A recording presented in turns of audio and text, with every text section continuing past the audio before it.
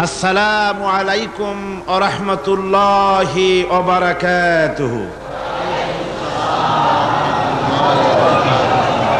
আমরা মহান আল্লাহ তাবারক ওয়া তাআলার দরবারে লাখো কোটি শুকর আদায় করি, লক্ষ কোটি সুজুদ পেশ করি যে মহান আল্লাহ সুবহানাহু ওয়া তাআলা আজ ঐতিহ্যবাহী বীর চট্টলার ঐতিহাসিক প্যারেড ময়দানকে এবং তার পার্শ্ববর্তী সমস্ত রাস্তাঘাট পুরা এলাকাকে তার গোলামদের দিয়ে ভরে দিয়েছেন।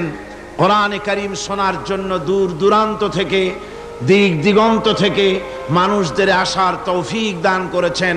সেই মনিবের দরবারে স্বতঃস্ফূর্ত কণ্ঠে, শ্রদ্ধা জড়িত কণ্ঠে, হৃদয়ের সবটুকুন আবেগ উজাড় করে আমরা শুকরিয়া আদায় করছি, আলহামদুলিল্লাহ।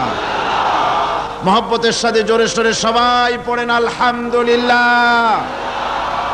রব্বানা লাকাল হামদ হামদান কাসীরান তাইয়িবান মুবারাকান ফি ইয়া রাব্বি লাকাল হামদু কামা ইয়ানবাগি লিজালালি ওয়াজহিকা ওয়া আযীম সুলতানিক। বিশাল বিস্তীর্ণ আকাশের মালিক, গোটা বিশ্ব, গ্রহ নক্ষত্র, সৌররাজি, নবমণ্ডল, ভূমণ্ডল, সমস্ত সৃষ্টি জগতের মালিক, কায়নাতের মালিক আল্লাহ সুবহানাহু ওয়া তাআলার দরবারে আমরা আমাদের প্রাণ উজাড় করা শুকরিয়া আদায় করলাম। তিনি যেন মেহেরবানি করে আমাদের এই মাহফিলকে মঞ্জুর ফরমান। কোরআনে কারীম শোনার জন্য আপনারা ছুটে এসেছেন। আপনাদেরকে মাহফিলে আসার জন্য ইসলামী সমাজ কল্যাণ পরিষদ কোনো পয়সা কড়ির ব্যবস্থা করেনি। করেছে? বাস ভাড়া দিয়েছে, ট্রাক ভাড়া দিয়েছে, রিক্সা ভাড়া দিয়েছে, খাবারের পয়সা দিয়েছে, বরং আপনাদের পকেট থেকে পকেট উজাড় করে তাদেরকে পয়সা দিতে হচ্ছে, ঠিক না? এই লক্ষ লক্ষ জনতার উত্তাল ঢেউ সমুদ্রের তরঙ্গমালার মতো উপচে পড়েছে আজকের এই প্যারেড ময়দানে। কিসের উদ্দেশ্যে? কোনো সন্দেহ নাই, কোনো সন্দেহ নাই। আল্লাহর কসম, আল্লাহর জালালের কসম, এই উপচে পড়া উত্তাল মানুষের ঢেউ আল্লাহর কসম সাইদির জন্য নয়, এই উত্তাল তরঙ্গ উপচে পড়েছে আল্লাহর কোরআনের জন্য। আল্লাহ পাকের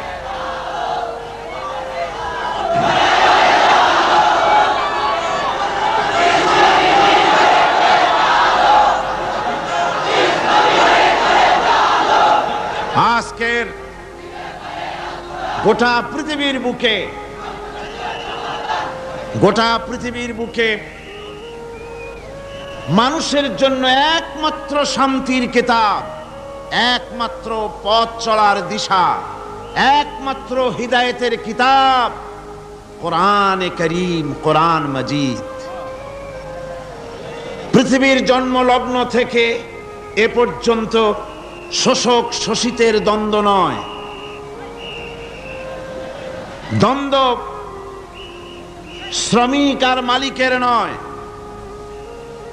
পৃথিবীর জন্মকাল থেকে নিয়ে পর্যন্ত যে সংগ্রাম আর দ্বন্দ্ব চলছে, সে দ্বন্দ্ব হচ্ছে সত্য আর মিথ্যা, হক আর বাতিলের দ্বন্দ্বই চিরন্তন। পৃথিবীতে আল্লাহর খিলাফতকে, কোরআনের রাজকে, আল্লাহর দেওয়া বিধানকে পৃথিবীর বুক থেকে মুছে ফেলার জন্য শয়তান হয়েছে বদ্ধপরিকর। সেই সাথে শয়তানের চেলারা আবহমান কাল থেকে দুনিয়ার বুক থেকে কোরআনকে মিটিয়ে দেওয়ার জন্য প্রচেষ্টায় রয়েছে তৎপর, রয়েছে আল্লাহর আসমানি কিতাবগুলিকে দুনিয়া থেকে নিশ্চিহ্ন করে দেওয়ার জন্য সর্বাত্মক প্রচেষ্টা তারা চালিয়েছে, অতীতে চালাচ্ছে, বর্তমানে চলতে থাকবে ষড়যন্ত্র, কিয়ামত পর্যন্ত। এই হাজারো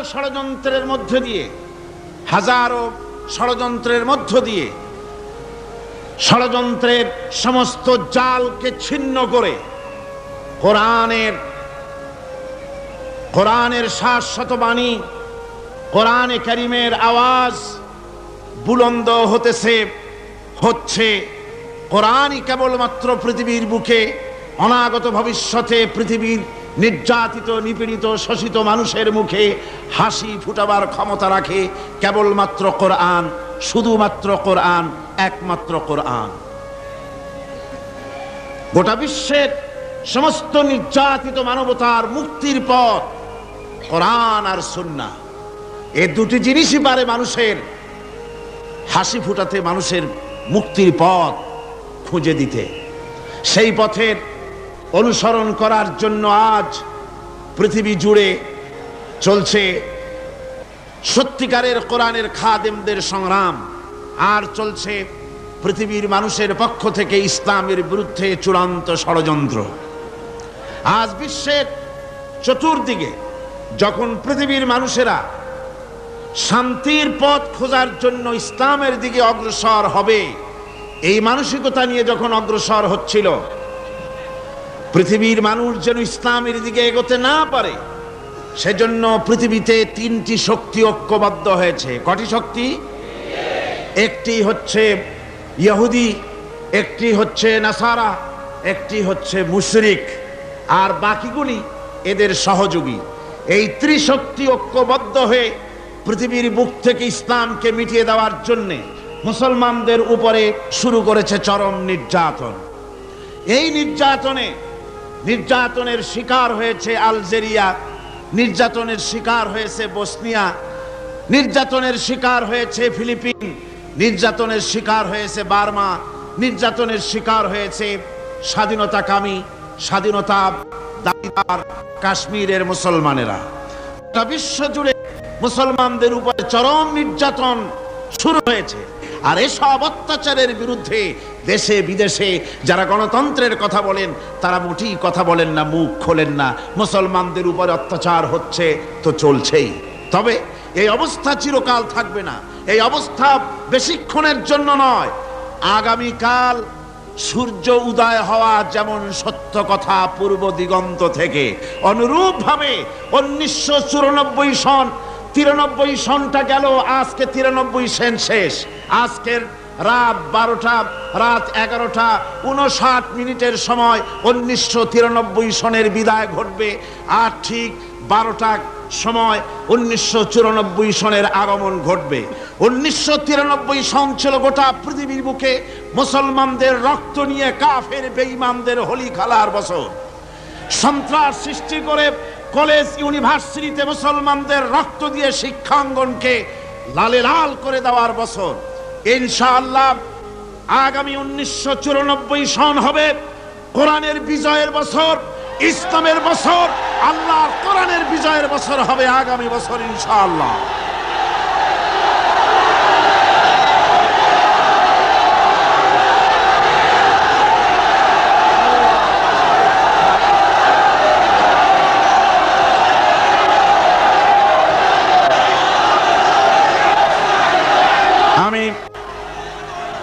আসুন কোরআনে কারীম থেকে আমরা সে কথাগুলি আলোচনা করি। আমরা আপনাদের সামনে আলোচনা করেছি বিগত 4 দিন কোন সূরা? সূরা আর রহমান।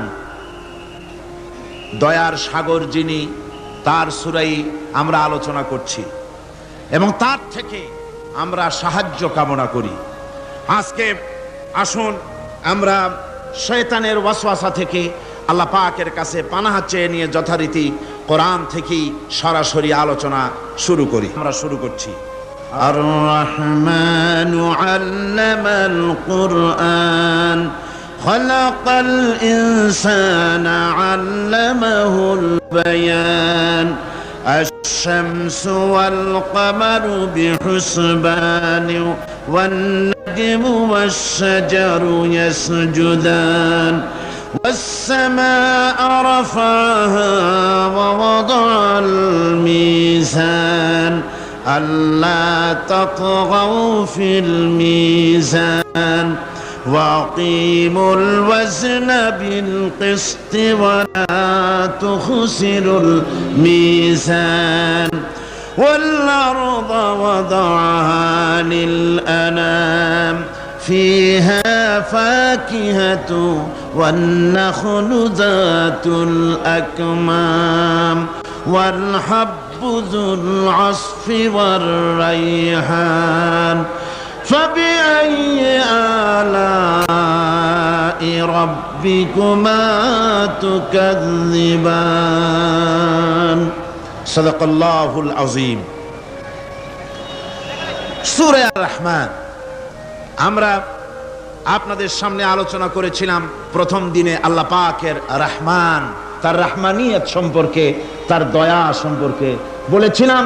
গোটা বিশ্ব চরাচরে, গোটা সৃষ্টি জগতে যা কিছু করুণা আল্লাহর, যা কিছু দয়া আল্লাহর, সবচাইতে বড় দয়া, সবচাইতে বড় করুণা, সবচাইতে বড় রহমত যে তিনি মানুষকে কোরআন শিক্ষা দিয়েছেন, আমাদেরকে কোরআন দান করেছেন। এটি হচ্ছে সবচাইতে বড় রহমত। এরপরে দ্বিতীয় দিন আল্লামাল কোরআন এর ব্যাখ্যা করতে গিয়ে দ্বিতীয় দিনে আমরা বলেছি কোরআনে কারীমের পরিচিতি। তৃতীয় দিনে ওই একই আয়াতের ব্যাখ্যা দিতে গিয়ে আমরা বলেছি কোরআনের বৈশিষ্ট্য, কোরআনে কারীমের মর্যাদা, কোরআনে কারীমের নাজিলের উদ্দেশ্য। চতুর্থ দিনে আমরা আপনাদের সামনে আলোচনা করেছি ওই একই আয়াতের আল্লামাল কোরআন, একই আয়াতের ব্যাখ্যা করতে দিয়ে কোরআনে কারীমের দাওয়াত, কি জন্য কোরআন পৃথিবীতে এসেছে, দাওয়াতটা কি। সে দাওয়াত ছিল তাওহীদকে প্রতিষ্ঠা করা, শিরককে বর্জন করা, আর জীবনের সকল ক্ষেত্রে আল্লাহর গোলামি কায়েম করে নেওয়া, আল্লাহর গোলামি জীবনের সকল ক্ষেত্রে মেনে নেওয়া। এ কথাগুলি গতকাল পর্যন্ত আমরা আলোচনা করেছি। দুটি আয়াতে আমাদের মানে খুবই ছোট্ট ছোট্ট দুটি বাক্যর মধ্যে আমাদের গত 4 দিন চলে গিয়েছে। ওই যে বলেছিলাম আল্লাহ রাব্বুল আলামিন বলেছেন قُلْ لَوْ كَانَ الْبَحْرُ مِدَادًا لِكَلِمَاتِ رَبِّي لَنَفِدَ الْبَحْرُ قَبْلَ أَن تَنفَدَ كَلِمَاتُ رَبِّي وَلَوْ جِئْنَا بِمِثْلِهِ مَدَدًا। আল্লাহ রাব্বুল আলামিন বলেন, নবী আপনি বলুন, আমার রবের কথাগুলি যদি লেখার জন্যে সমস্ত সমুদ্রের পানিগুলি যদি একত্রিত করে কালি বানাইয়া লেখা শুরু হয়ে যায়, সমুদ্রের সমস্ত পানিগুলি সব শেষ হয়ে যাবে, আমার আল্লাহ পাকের, আমার রবের কালেমার ব্যাখ্যা লেখা শেষ হবে না। তাজিম কিতাব আমরা পেয়েছি, আলহামদুলিল্লাহ। কোন খুশি হয়ে বলেন আলহামদুলিল্লাহ। এমন এক আজিম কিতাব, বিরাট কিতাব, সম্মানিত কিতাব আমরা পেয়েছি। আশা করি গত 4 দিনের কথাগুলি আমাদের হৃদয়ের কন্দরে অঙ্কিত হয়ে থাকবে, স্মৃতিপটে ভাস্বর হয়ে থাকবে, যার দ্বারা আগামী দিনগুলি আমরা আমাদের জীবনকে সুন্দর করতে পারবো, মার্জিত করতে পারবো, কোরআনে কারীমের আলোকে জীবন গড়তে পারবো। আল্লাহর কাছে তৌফিক চাই, সবাই বলুন আমিন। আজকে আপনাদের সামনে আলোচনা করতে চাই খালাকাল ইনসান আল্লামাহুল বায়ান। তিনি মানুষ সৃষ্টি করেছেন। আজকে আপনাদের সামনে বলা হবে মানব সৃষ্টি রহস্য। আল্লাহ পাক যেহেতু সৃষ্টিকর্তা, তিনি সৃষ্টি করেছেন। আমাদেরকে কে সৃষ্টি করেছেন বলুন? সকলে বলুন, আমাদের স্রষ্টা কে? তিনি আমাদেরকে সৃষ্টি করেছেন।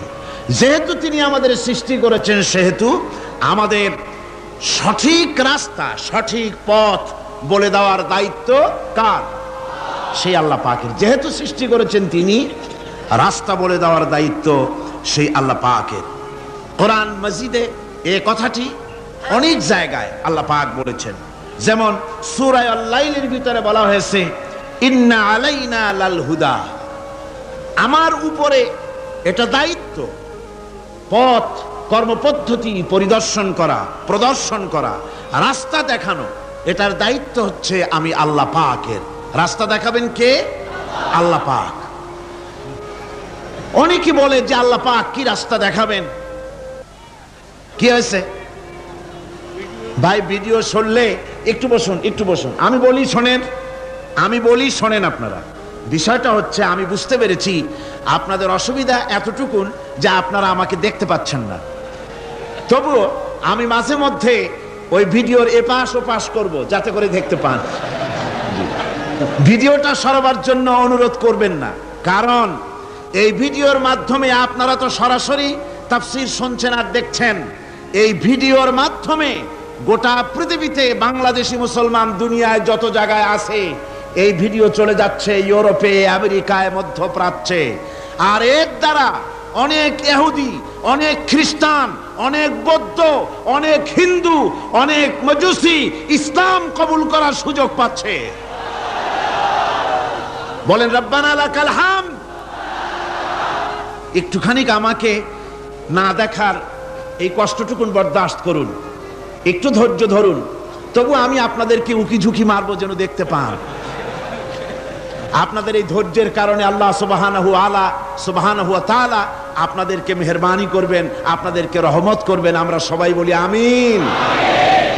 ভাইরা আমার, আল্লাহ পাক পথ দেখিয়েছেন, আল্লাহ পাক রাস্তা দিয়েছেন। মরুভূমির ভিতরে যে রব্বুল আলামিন পথের নিশানা তৈরি করে দিলেন, যেখানে গভর্নমেন্ট রাস্তা বানাতে পারে না, মরুভূমির ভিতরে যিনি পথের নিশানা বানালেন মানুষ যেন না হারায়। যে আল্লাহ রাব্বুল আলামিন দুর্গম পাহাড়ের ভিতরে গিরিপথ তৈরি করে দিলেন মানুষ যেন হারায় না যায়।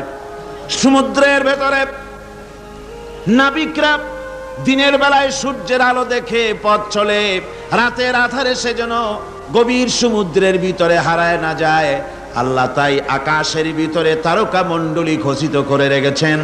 সমুদ্রের নাবিকেরা, জাহাজের নাবিকেরা তারকা দেখে দেখে পথ নির্ণয় করে নেন। যে মাবুদ রাস্তা বানালেন জঙ্গলের ভিতরে, পাহাড়িয়া এলাকার ভিতরে, যে মহান প্রভু রাস্তা বানালেন, নিশানা বানালেন মরুভূমির ভিতরে, যিনি রাস্তা দেখায় দিলেন গভীর সমুদ্রের ভেতরে, সেই আল্লাহ রাব্বুল আলামিন। আমরা দুনিয়ার বুকে মানুষেরা অন্ধকারে মরবো, রাস্তা হবে না, এমনটি তো হতেই পারে না। আল্লাহ রাব্বুল আলামিন আমাদের জন্য রাস্তা বানাইছেন। মহান আল্লাহ রাব্বুল আলামিন বলেন, ওয়া আলাল্লাহি কাসদুস সাবিলি ওয়া মিনহা জাইরুন।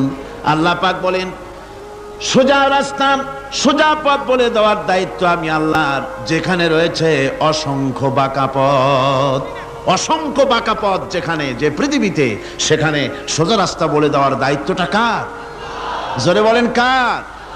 আল্লাহ শুধু সৃষ্টি করেন না, সৃষ্টি করেন, শিক্ষা দেন, পথ বলে দেন, পথটাও বাকি রাখেন না, পথটাও তিনি বলে দিয়ে দেন। হযরতে মূসা আলাইহিস সালামের কাছে ফেরাউন প্রশ্ন করল, তুমি যে রবের দাবি করছো, যে একজন রব আছেন, সে রবের পরিচয় কি? তোমার সেই রব কে? হযরতে মূসা আলাইহিস সালাম যে জবাবটা দিলেন, কি সুন্দর জবাব! এক কথার ভিতরে সমস্ত কথা সন্নিবেশিত হয়ে গেছে। ফেরাউনের প্রশ্নের জবাবে রব কে, এ কথার জবাব দেওয়া যায়, হাজার হাজার পৃষ্ঠা লেখা যায়। রবকে, তার পরিচিতি। আমি যদি এখন শুধু রব শব্দের ব্যাখ্যা করি, তাফসীর করি, রাত শেষ হয়ে যেতে পারে, ইনশাআল্লাহ ব্যাখ্যা দেওয়া যাবে। কিন্তু মূসা আলাইহিস সালাম কি সুন্দর একটা জবাব দিয়া দিলেন রবকে। শোনো, রব্বুনাল্লাযী আ'তা কুল্লা শাইইন খালকাহু সুম্মা হাদা। রব হচ্ছেন সেই, আমার প্রভু হচ্ছেন তিনি, যিনি সমস্ত সৃষ্টিকে, সমস্ত মাখলুকাতকে যিনি সৃষ্টি করেছেন, আর সৃষ্টি করার পর তার চলার জন্য পথ তৈরি করে দিয়েছেন। তিনি হচ্ছেন আল্লাহ পাক, যিনি সৃষ্টি করেন আর পথের দিশা দেন। তিনি হচ্ছেন আল্লাহ পাক, তিনি হচ্ছেন রব। শুধু বানান না, বানাবার পরে তার প্রয়োজনটাও মিটায় দেন।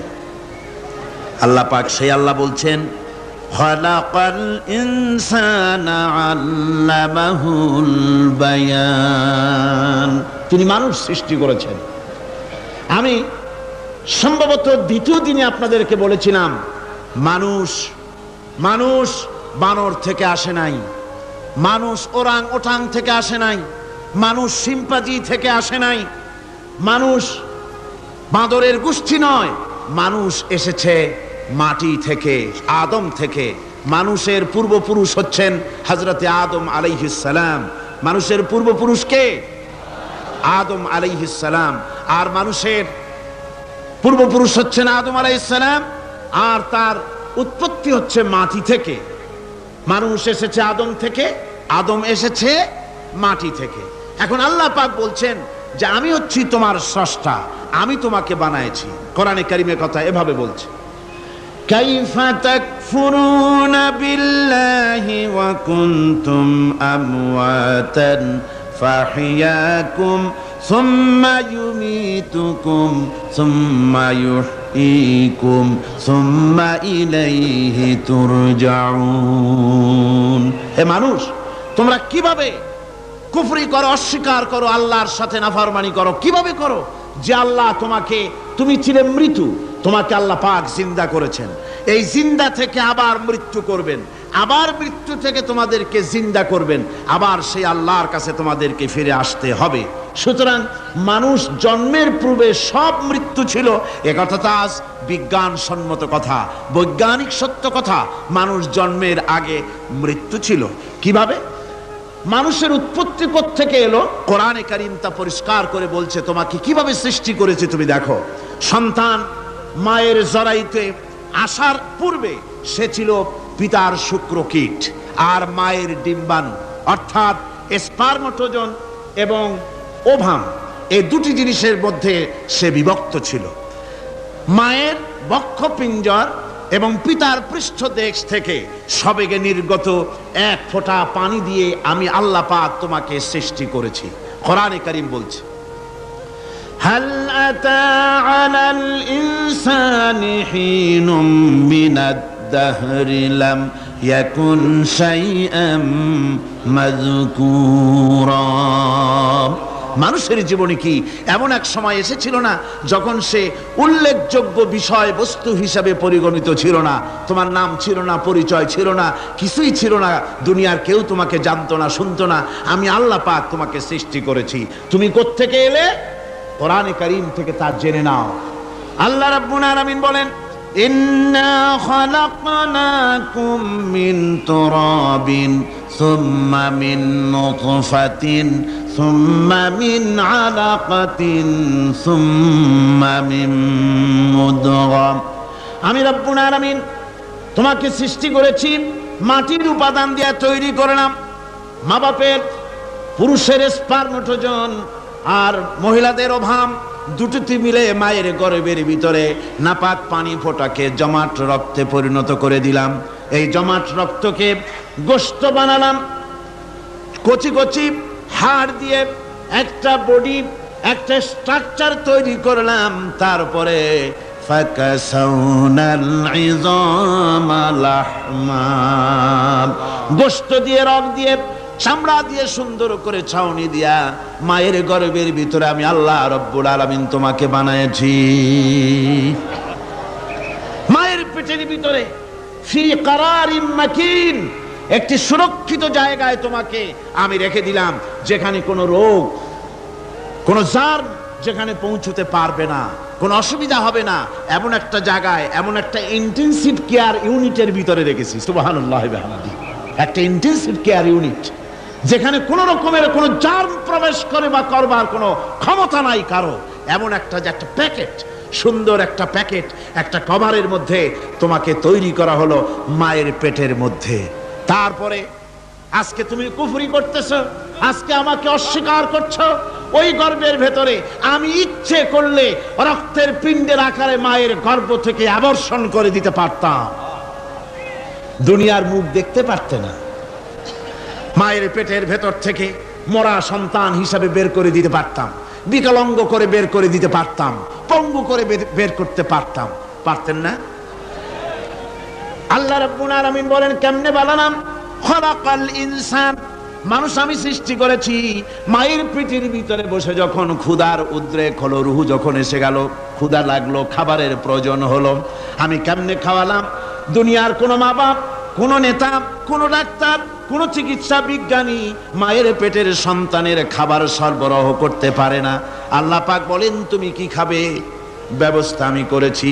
মায়ের মাসিক অসুখকে বন্ধ করে দিয়ে মায়ের নাভির সঙ্গে তোমার নাভির সাথে তার লাগাইয়া দিয়েছি, আর ওই তারের মাধ্যমে রক্ত বের করে দিয়া মায়ের রক্ত দিয়ে তিল তিল করে তোমারে বড় করেছি।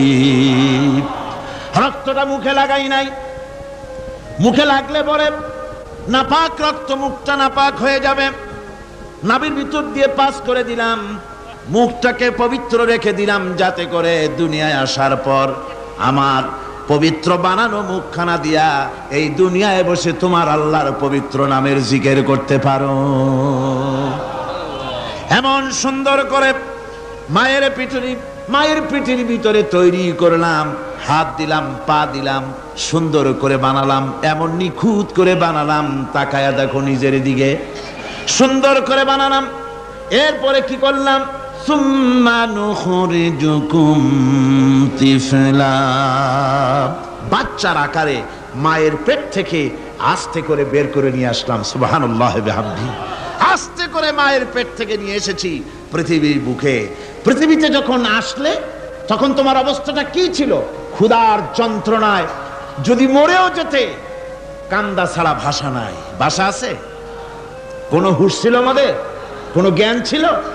আল্লাহ রাব্বুল আলামিন বলেন আল্লাহু আখরাজাকুম মিন বুতুনি উম্মাহাতিকুম লা তা'লামুনা শাইআ, মায়ের গর্ভ থেকে এমন অবস্থায় বের করে এনেছি যখন তোমার কোনো হুঁশ নাই, জ্ঞান নাই, কথা বলতে পারো না, পায়খানার ভিতরে পড়ে থাকো, ট্যাটা করে কান্দা ছাড়া পথ নাই, পানির পিপাসায় গলা শুকায় যায়, কান্দা ছাড়া পথ নাই, মনের তোমার মুখের কোনো ভাষা নাই কান্না ছাড়া। আমি তোমার এমন আল্লাহ, আমি তোমার এমন স্রষ্টা, আমি তোমার এমন রব। তোমার ভাষা নাই বলে মায়ের কলিজার ভেতরে আমি তোমার প্রতি এক দুর্বিনীত মহব্বত পয়দা করে দিয়েছি। তোমার কান্না তোমার মায়ের বুকের মধ্যে শেল বিঁধে যায়। তুমি যখন কাঁদো, কান্নার আওয়াজ যখন মায়ের কানে চলে যায়, হাজারো কাজ ফেলে মা দৌড়াইয়া বাচ্চারে কোলে নেয়। কি খাবে কেউ তৈরি করে না। আল্লাহ রাব্বুল আলামিন বলে বান্দারে, দুনিয়ায় আসার আগে তুমি কি খাবে, খাবারের বন্দোবস্ত আমি আল্লাহ করেছি। আমি এমন স্রষ্টা, তুমি দুনিয়া আসার 6 মাস আগে তোমার মায়ের বুকের ওপরে তোমার খাদ্য গরম করে আমি আল্লাহ রিজার্ভ করে রেখে দিয়েছি। সেই খাদ্য শুধু খাদ্য নয়, রোগের প্রতিষেধক, এটা ওষুধ। আজ বিজ্ঞানীরা, চিকিৎসা বিজ্ঞানীরা বলছেন মায়ের দুধ সন্তানের খাদ্যের, মায়ের দুধের চাইতে কোনো বিকল্প কিছুই নাই। সন্তান পৃথিবীতে এলে মায়ের প্রথম দুধটা, গ্রামে গঞ্জে অশিক্ষিত এলাকায় প্রথম দুধটা ফেলে দেয়, এটাকে মনে করে এটা খারাপ, এটা খাওয়াতে নাই, তাহলে ধনুষ্টঙ্কার হবে, হাবিজাবি কথা বলে। আল্লাহ দুধ বানাইছে বাচ্চার ধনুষ্টঙ্কার হওয়ার জন্যে। মায়ের ওই প্রথম দুধটা হচ্ছে সন্তানের জন্যে সমস্ত রোগের প্রতিষেধক। সে ছিল পেটের ভিতরে একটা কাভারের মধ্যে, ওখানে কোনো জার্ম ছিল না, কোনো রোগ জীবাণু ছিল না। ও পৃথিবীতে এসেছে যেখানে অক্সিজেনের ভেতরে জার্ম রয়েছে, বাতাসের ভিতরে জার্ম রয়েছে, যার পরিবেশটা খারাপ হয়ে আছে, মানুষের শ্বাস প্রশ্বাসে নিঃশ্বাসে হাজারো রোগ জীবাণু ঘুরছে। এই রকমের একটা পৃথিবীতে এসেছে। আসার পরে কচি স্বাস্থ্য, কচি শরীর, কচি হার্ট, কচি লাংস, সেটাকে প্রতিরোধ করবে কি করে? সেজন্য আল্লাহ পাক মায়ের দুধের ভিতরে সমস্ত রোগের প্রতিষেধক দিয়ে দিয়েছেন। সুবহানাল্লাহ। আজকের বিজ্ঞানীরা তা স্বীকার করেছেন। অনেক মা তার সন্তানকে দুধ দেন না, নিজের শরীর স্বাস্থ্য ভালো রাখার চিন্তা করে বাচ্চাকে দুধ খাওয়ান না। এটা অত্যন্ত নির্মম কাজ। বাচ্চাকে দুধ খাওয়ালে বাচ্চার সাথে মায়ের মহব্বত বাড়ে। ইউরোপে, আমেরিকায় মাকে মা বলে ডাকে না, বাপকে শ্রদ্ধা করে না, সম্মান করে না। তার কারণ সেখানে মায়েরা তার সন্তানদেরকে কোলে নেয় না, সন্তানদেরকে ফিডার খাওয়ায়। আর আমি নিজের চোখে দেখেছি মায়েরা ইউরোপে, আমেরিকায় যখন শপিংয়ে আসে, তখন রাস্তায় যখন আসে, তখন ওই পুশ চেয়ারগুলিতে বাচ্চাকে শোয়াইয়া বাচ্চা এভাবে পুশ চেয়ারে করে ঠেলে নিয়ে যায়, আর কুত্তার বাচ্চাগুলি কোলে করে ঘুরে বেড়ায়। কুত্তার বাচ্চা কোলে নেয়, নিজের বাচ্চা পুশ চেয়ারে করে ঠেলে। সেই জন্য মায়ের প্রতি সন্তানের মহব্বত হয় না, সন্তানেরও মায়ের প্রতি কোনো শ্রদ্ধা জাগে না। আল্লাহর কি ব্যবস্থা, মায়ের কলিজার মধ্যে মহব্বত পয়দা করে দিয়েছেন আল্লাহ পাক। মায়ের বুকের দুধের ভিতরে আল্লাহ রাব্বুল আলামিন, আল্লাহ পাক বলছেন, আমি মানুষ সৃষ্টি করেছি আর তার সমস্ত প্রয়োজন মিটিয়েছি, তার খাবারের সব প্রয়োজন মিটিয়ে দিয়েছি।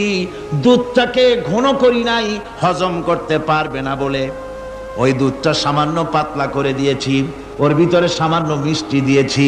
দুধের বোটার ভিতরে একটা ছিদ্র দিলে, চোষা মারলে পরে অনেকগুলি দুধ বেরিয়ে এসে গলাটা আটকে যেত, তোমার কচি কণ্ঠ গলা আটকে যেত, শ্বাস করতে পারতে না।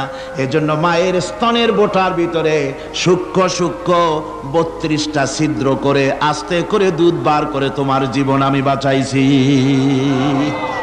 খলাকাল ইনসান, মানুষ সৃষ্টি করেছি আমি আল্লাহ পাক। সুতরাং যে আল্লাহ পাক এ মানুষ সৃষ্টি করলেন আর মায়ের কলিজার ভিতরে মোহব্বত পয়দা করে দিলেন, সে আল্লাহ পাক বলছেন, খবরদার ওই মাকেও যেন আবার ভুলে যেও না। মাকে সম্মান করে করো, মা বাপকে মোহব্বত করো, তাদেরকে শ্রদ্ধা করো। বউ পাইয়া, সুন্দরী স্ত্রী পেয়ে মায়ের কথা ভুলে যেও না। অনেক সাহেব আছে মায়ের কথা ভুলে যায়, স্ত্রীর কথা অনুযায়ী মায়ের উপরে অত্যাচার করে, এরকমও বহুত আছে। আল্লাহ পাক বলছেন, শোনো, وَقَضَى رَبُّكَ أَلَّا تَعْبُدُوا إِلَّا إِيَّاهُ وَبِالْوَالِدَيْنِ إِحْسَانًا। তোমার প্রভুর পক্ষ থেকে ফয়সালা হয়েছে, চূড়ান্ত সিদ্ধান্ত হয়ে গিয়েছে, আমি আল্লাহর ইবাদতের পর তোমার মা বাপের ইহসান করবে, খেদমত করবে, তাদের জন্য উপকার করবে, তাদেরকে ভালোবাসবে। আল্লাহ রাব্বুল আলামিন বলেন, মা বাবার সঙ্গে কেমনে কথা বলবে, তাদের সাথে কিভাবে আচরণ করবে, আল্লাহ তাও শিখিয়ে দিয়েছেন। আল্লাহ পাক বলেন, ওয়ালা তাকুল লাহুমা ওয়া কুল লাহুমা কাওলান কারীমা। মা বাবার সাথে সম্মানজনক কথা বলো।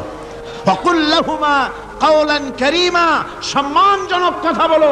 মাথায় ঝাঁকি দিয়ে রাগ করে চোখ মোটা করে কথা বলো না। তুমি সন্তান, তোমার জন্য সবচাইতে বড় পীর তোমার আব্বা, তোমার আম্মা, ঠিক কিনা কর? ছেলের জন্য, মেয়ের জন্য, সন্তানের জন্য সবচাইতে বড় পীর কে? বাপ মা। এটা ভালো করে মনে রাখতে হবে। আপনার মাওলানা সাহেবদের দোয়া, পীর সাহেবদের দোয়া কবুল হতেও পারে, নাও হতে পারে, 50-50 সম্ভাবনাও আছে, আবার সম্ভাবনা নাই। কিন্তু মা বাবার দোয়া কবুল হবে 100% সিউরিটি রয়েছে। রাসূলুল্লাহ বলেছেন 3 জনের দোয়া কবুল হবে, মুস্তাজাবুদ দাওয়াত। কয়জনের দোয়া কবুল হবে? আল্লাহ রাব্বুল আলামিনের হাবিব বলেন 3 জনের দোয়া কবুল হবে আল্লাহর দরবারে। তার মধ্যে একজন হলেন মাজলুম ব্যক্তি, যে ব্যক্তি অত্যাচারিত, যে ব্যক্তি মুসাফির, প্রবাসী, তার দোয়া কবুল হবে। আর মা বাপ যদি সন্তানের জন্য দোয়া করে, ওই দোয়া আল্লাহ রাব্বুল আলামিনের দরবারে মঞ্জুর হয়ে যায়। আল্লাহ রাব্বুল আলামিন মা বাপ সম্পর্কে বলেন, মা বাবের জন্য আমার কাছে দোয়া করবি বান্দারা, আমার কাছে দোয়া করবি। দোয়াটা আল্লাহ পাক শিখাচ্ছেন, রব্বিরহামহুমা কামা রব্বায়ানি সাগীরা। পড়েন সবাই, রব্বিরহামহুমা কামা রব্বায়ানি সাগীরা। একটু জিকির করেন, লা ইলাহা, একটা ফ্যান আনতে হবে, মাস্ট। লা ইলাহা ইল্লাল্লাহ, লা ইলাহা ইল্লাল্লাহ, লা ইলাহা ইল্লাল্লাহ, লা ইলাহা ইল্লাল্লাহু মুহাম্মাদুর রাসূলুল্লাহ।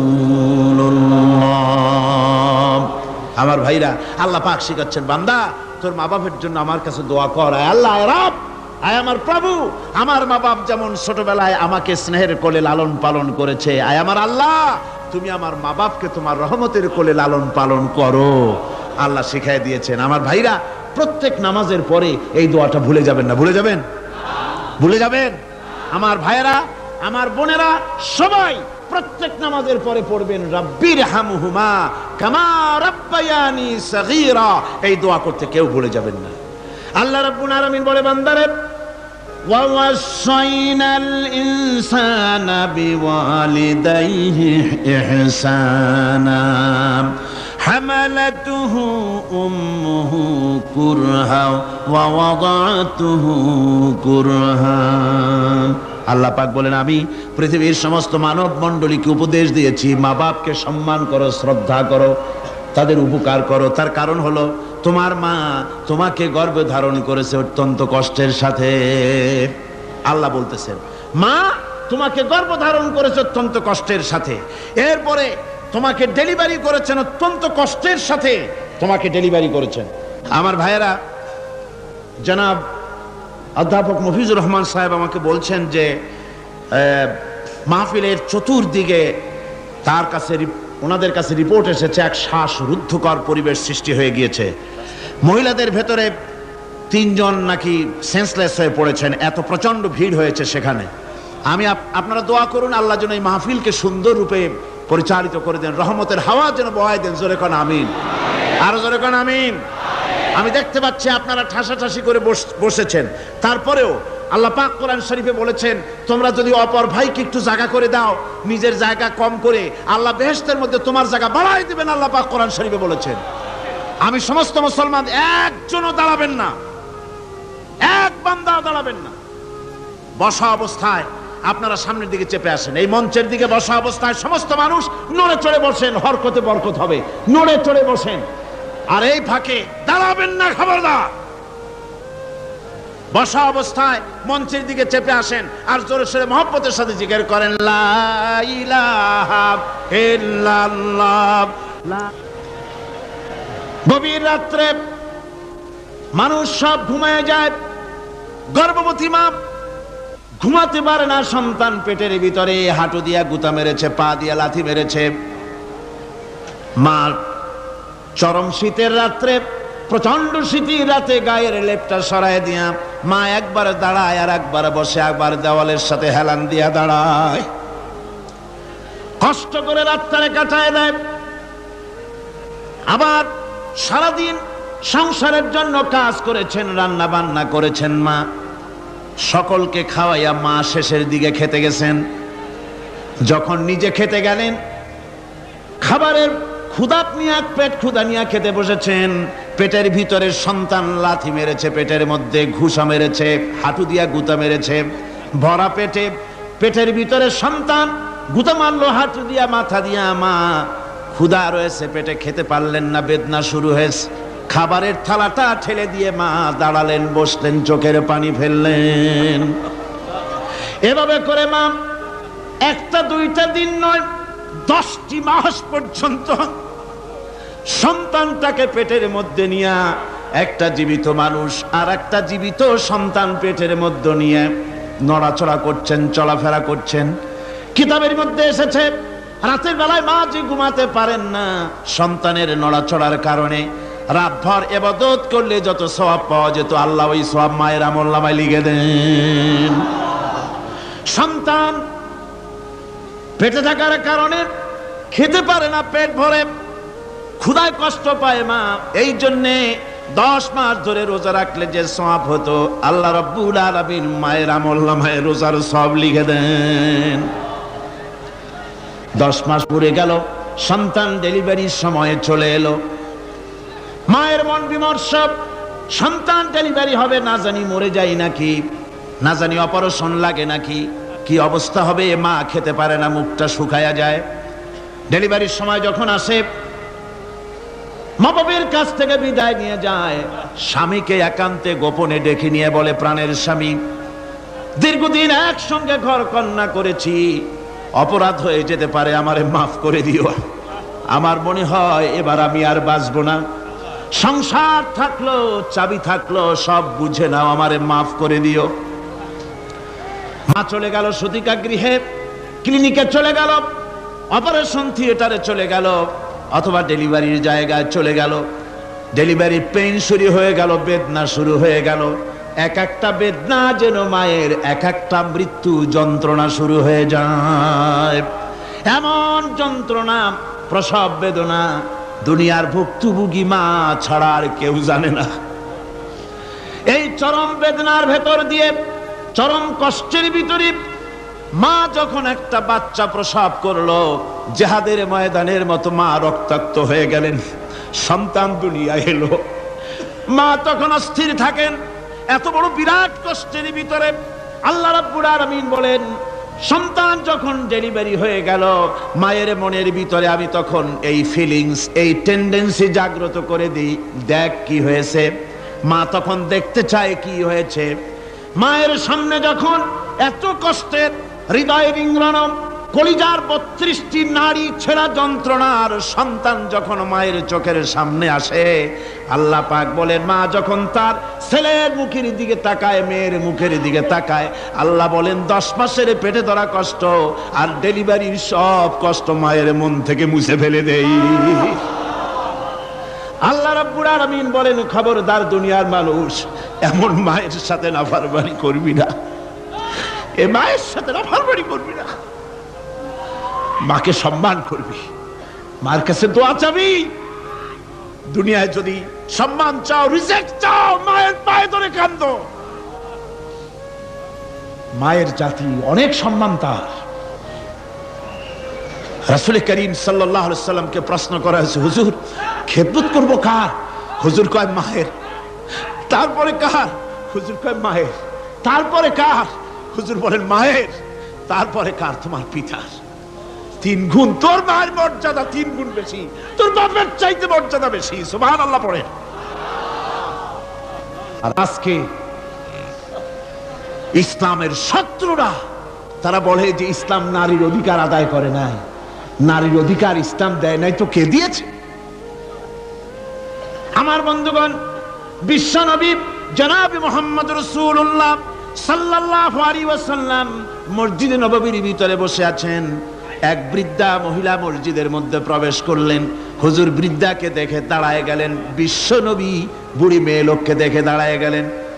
আল্লাহর নবী বুড়িকে দেখে দাঁড়ালেন।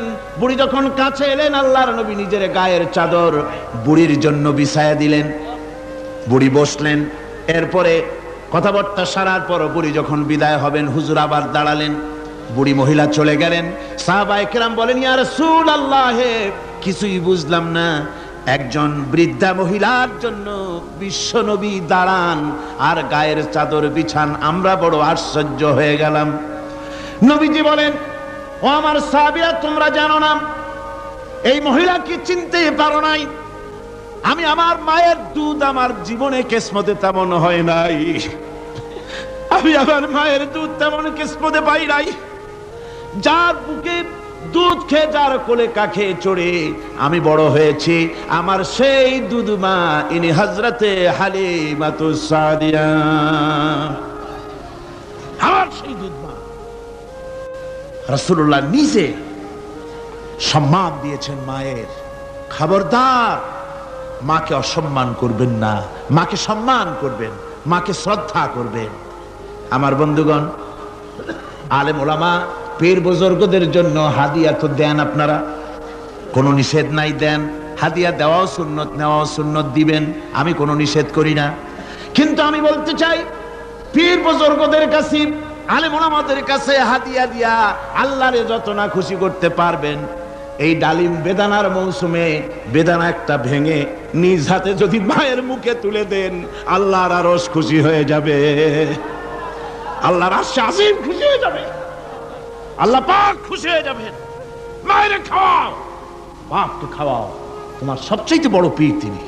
সুবহানাল্লাহ পড়ো, সুবহানাল্লাহ। মা বাপ যদি একটু দোয়া করে দেয়, তোমার জিন্দেগির কাম শেষ। একটু বদ দোয়া করলে জাহান্নামে যাবা। কোন পীর সাহেব বদদুয়া করলে জাহান্নামে যাবে এমন কথা নয়, কোন মাওলানা বদদুয়া করলে দোজখে যাবে এমন কথা নয়। রাসূল বলেছেন হুমা জান্নাতুকা ওয়া নারুকা, মা বাপ তোমার বেহেশত, মা বাপ তোমার জাহান্নাম। মা বাপ যদি অসন্তুষ্ট হয় দোজখে যাবি, আর মা বাপ যদি খুশি আল্লাহর জান্নাতে চলে যাবি। সুবহানাল্লাহ, সুবহানাল্লাহ, সুবহানাল্লাহ। মায়ের পায়ের তলে তোর বেহেশত। আমরা পুরুষ, আমাদের গত বছরও বলেছি, আমরা পুরুষ, আমাদের পায়ের তলে জুতা। আমাদের পায়ের তলে কি? শুধু জুতা। আর আমার মা, আমার মায়ের জাতি যারা এই প্যান্ডেলে বসে আছেন, আমার মায়েরা বোনেরা, মায়ের জাতি যারা পৃথিবীতে, মায়ের জাতির পায়ের তলে আল্লাহর বেহেশত। সুবহানাল্লাহ। নারীর মর্যাদা ইসলাম দেয় নাই, কে দিয়েছে? আল্লাহ দিয়েছেন, আল্লাহ রাসূল দিয়েছেন। আমার বন্ধুগণ, হযরত বাইজিদ বুস্তামি, ছোট্ট বাচ্চা ছেলে, গভীর রাত্রে মা অসুস্থ, পানির পিপাসায় জেগে উঠেছেন। বাবারে পিপাসায় শেষ হয়ে গেলাম, পানি দাও। ছেলে ঘরের ভিতরে পানি না পেয়ে বাইরে দৌড়াদৌড়ি করলেন। অনেক দূর থেকে পানি নিয়ে এসে দেখেন মা ঘুমায় গেছেন। পানি নিয়ে দাঁড়ানো পৌষ মাস, মাঘ মাসের শীতের রাত, ফজরের সময় মায়ের ঘুম ভেঙে গেল। তাকিয়ে দেখেন বাইজিদ দাঁড়ানো, হাতে পানি থরথর করে কাঁপছে। জিজ্ঞাসা করে, বাইজিদ তুমি দাঁড়ানো কেন?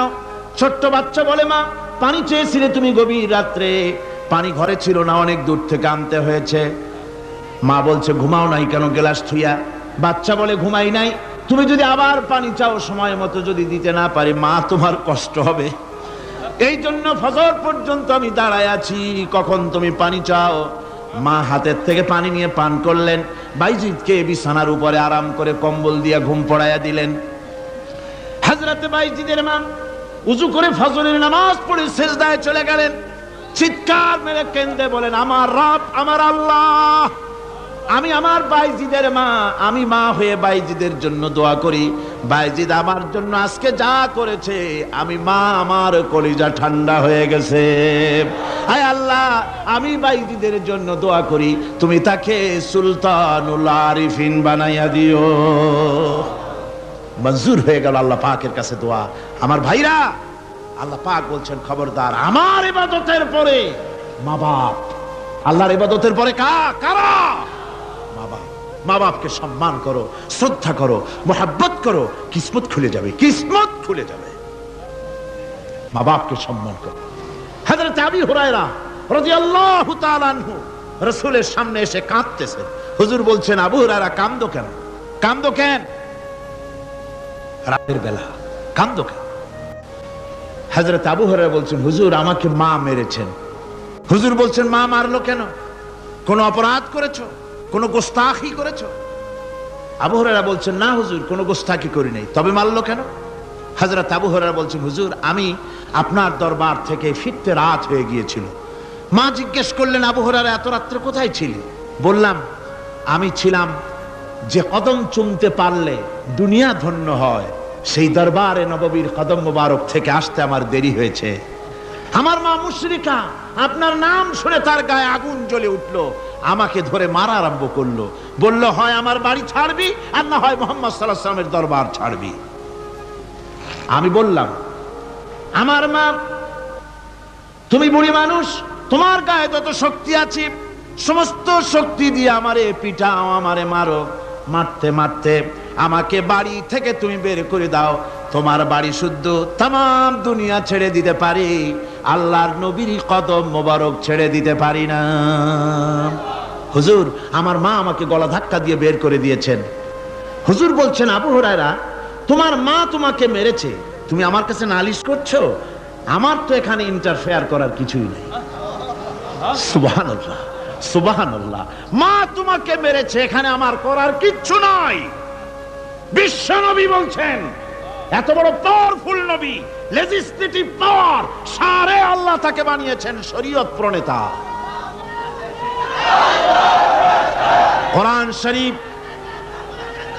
কোরআন শরীফে শুধু হালাল ও হারামের, হালাল এবং হারামের, বৈধ এবং অবৈধের সীমা রেখা শুধু কোরআনই। ঠিক করেনি।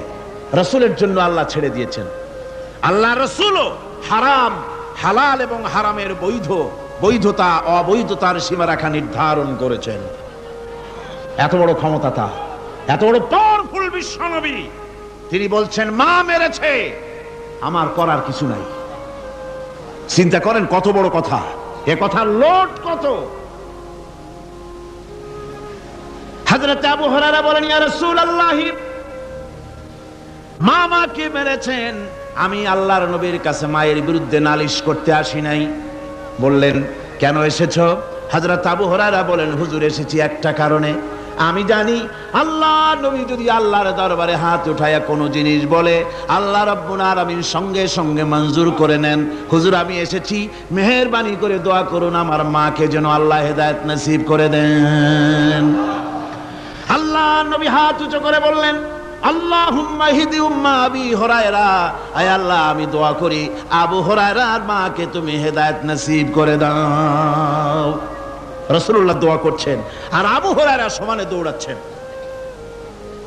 তিনি দৌড়াচ্ছেন, পিছন থেকে কয়েকজনে আবু হুরায়রার জামা টেনে ধরেছে, দৌড়ো। তাদের জানা আবু হুরায়রা খুব ভদ্রলোক মানুষ, কোন ঝড় ঝামেলার মধ্যে থাকে না, রাগ সাগ করে না, চিৎকার মারে না, দৌড় মারে না, এত ভদ্র শরীফ, দৌড়ায় কেন? না জানি কোন বিপদ বুঝি ঘটে গেছে। পিছন থেকে জামা টেনে ধরে বলে, দৌড়াও কেন? হযরত আবু হুরায়রা জামা সাহাবীর হাত থেকে ছিনায় নিয়ে বলেন, জামা ছেড়ে দাও, আমাকে দৌড়াতে দাও। আমি দৌড়াইয়া বাড়ি যে দেখতে চাই, আমি দৌড়াইয়া আগে আমার বাড়ি পৌঁছতে পারলাম না, আমি যাওয়ার আগে আমার আল্লাহর নবীর দোয়া আমার বাড়ি পৌঁছে গেছে, আমি এইটা দেখতে চাই। হযরত আবু হুরায়রা বাড়িতে গিয়ে দরজা নক করলেন, ভেতর থেকে আওয়াজ এলো, কে? হযরত আবু হুরায়রা বলেন, মা আমি তোমার আবু হুরায়রা ফিরে এসেছি।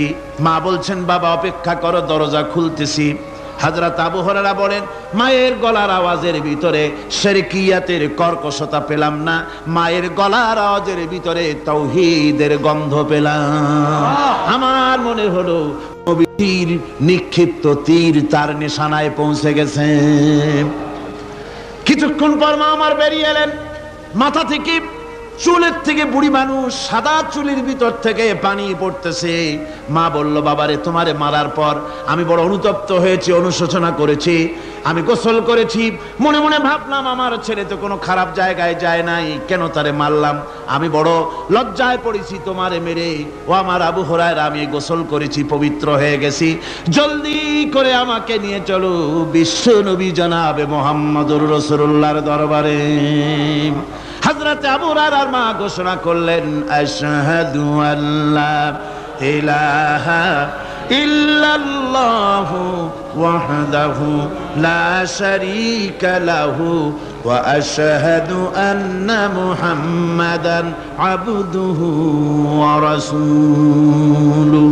আমার ভাইরা, মা বাপ সবচেয়ে সম্মানের জিনিস। আল্লাহর ইবাদতের পরই মা বাপের খেদমত করতে হবে। আল্লাহ পাক বলছেন, বান্দারে দেখ, মায়ের পেট থেকে আনলাম, মায়ের বুকের মধ্যে মহব্বত পয়দা করলাম, এত মহব্বত দিলাম তোর উপরে,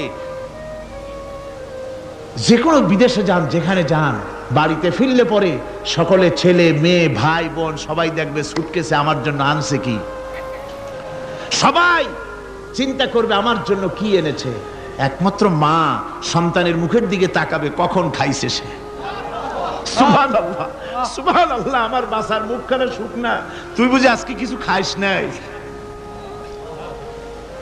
বিদেশে যেসব সন্তান থাকে, মা কাটা কবুতরের মতো ছটফট করে।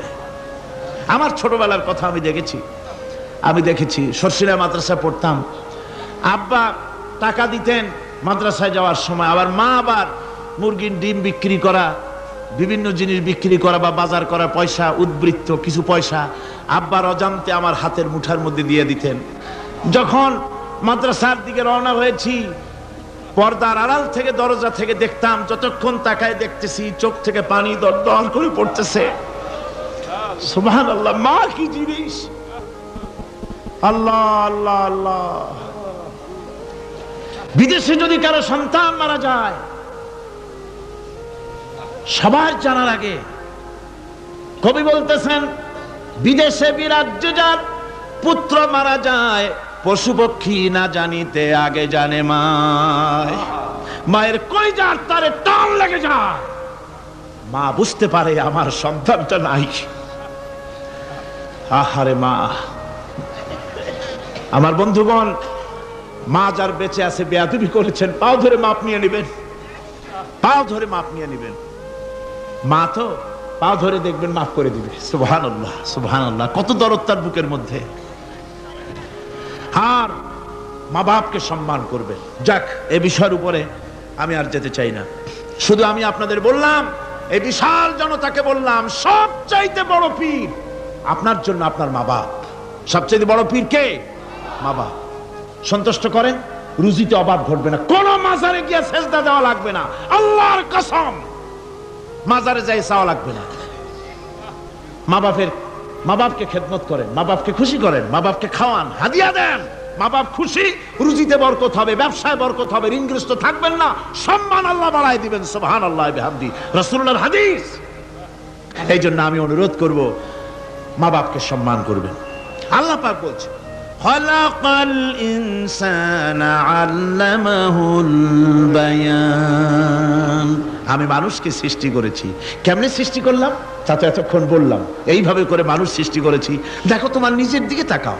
ফালইয়ানজুরিল ইনসানু মিম্মা খুলিক। কিভাবে মানুষ তোমাকে সৃষ্টি করা হলো, একবার তাকায় দেখো, তোমার শরীরের দিকে একটু তাকায় দেখো তো, কেমনে আমি বানাইলাম, কিভাবে তৈরি করলাম, লক্ষ্য করো। এই যে মাথা, এই মাথাটার ভিতরে আছে কি? মগজ, ব্রেইন। বিজ্ঞানীরা বলেছেন এতে 1000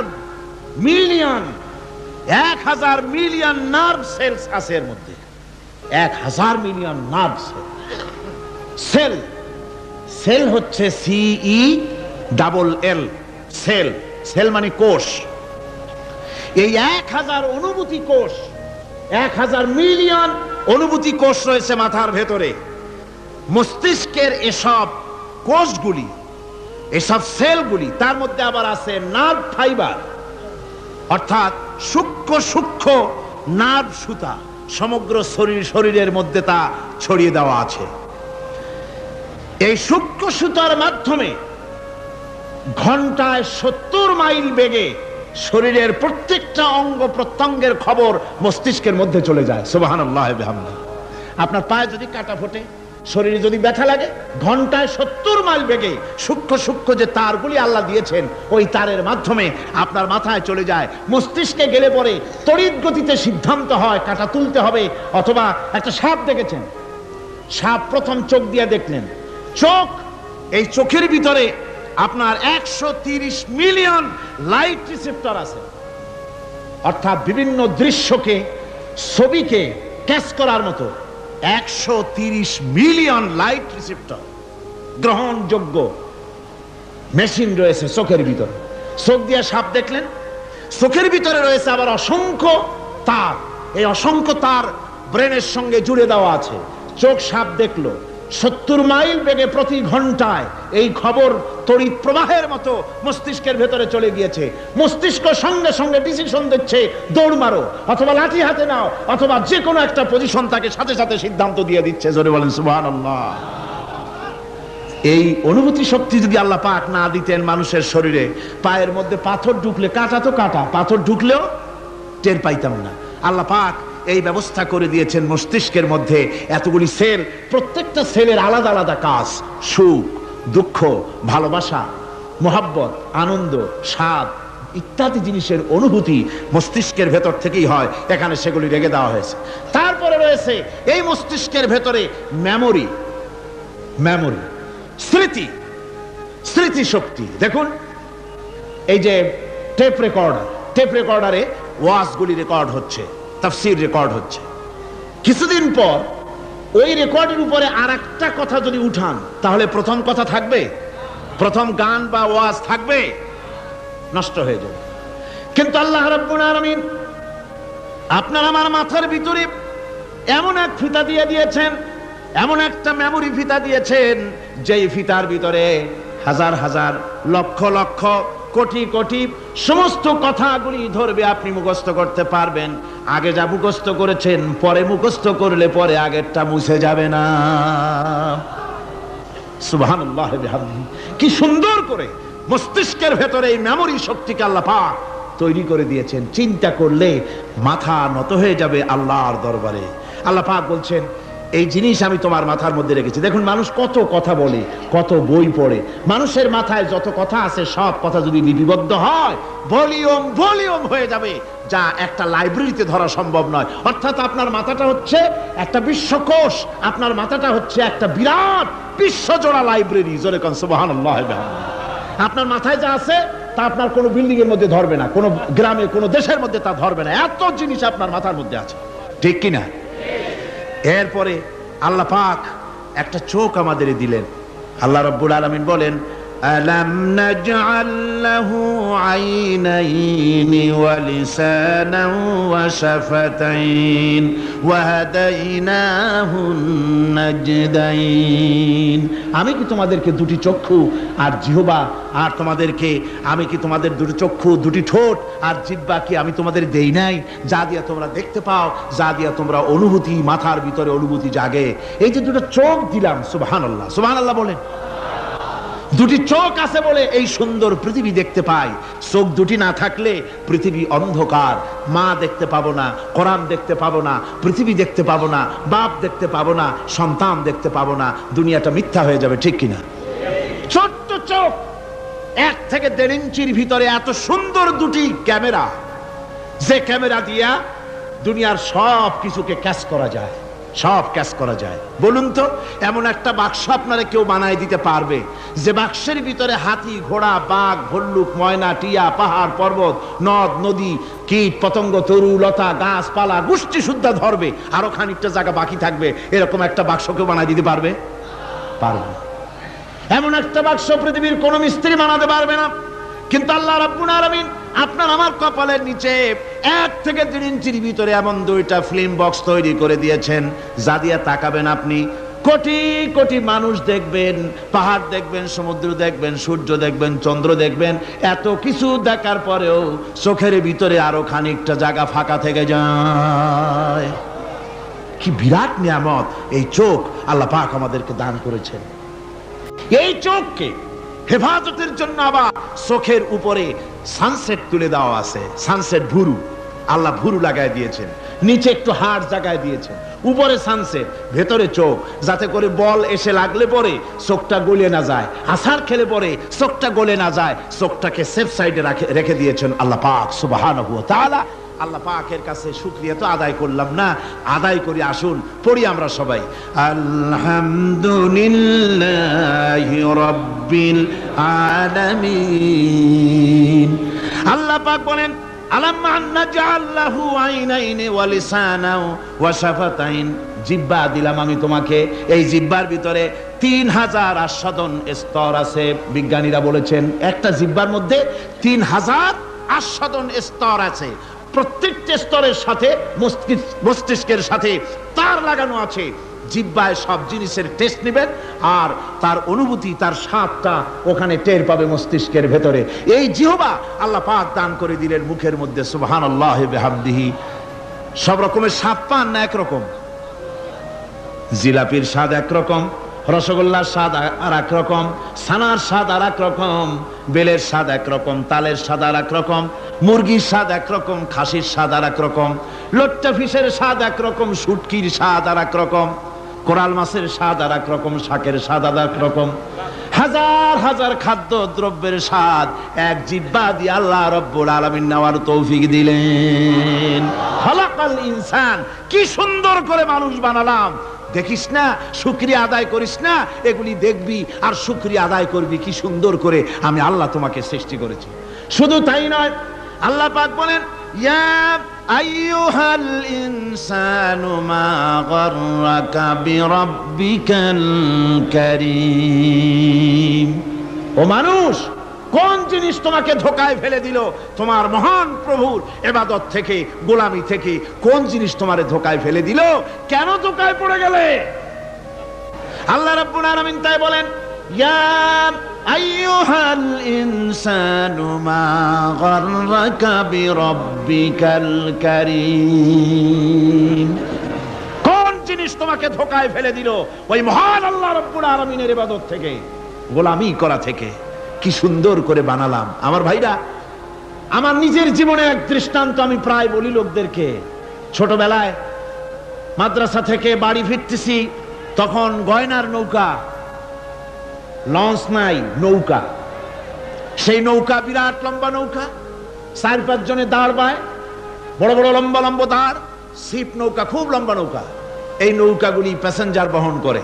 স্টেশন আসতে পরে ঢোল পিঠায়, মানুষ এসে ওঠে। রাতের বেলায় চলতে হয়, রাতেই এগুলো চলতো বেশি, আজকাল এগুলি আর নাই। সেই নৌকার মাঝখানে থাকতো বাঁশ পোতা, 2 দিকে মানুষ শোবে, নৌকার 2 দিকে মাথা দিয়ে, একদিকে পা দিয়ে শোবে। ছাত্র জীবন, শুয়ে আছি এরকম করে, কিন্তু পা লম্বা করা যায় না, পা লম্বা করলে আর একজনের বুকের উপরে গিয়ে ওঠে।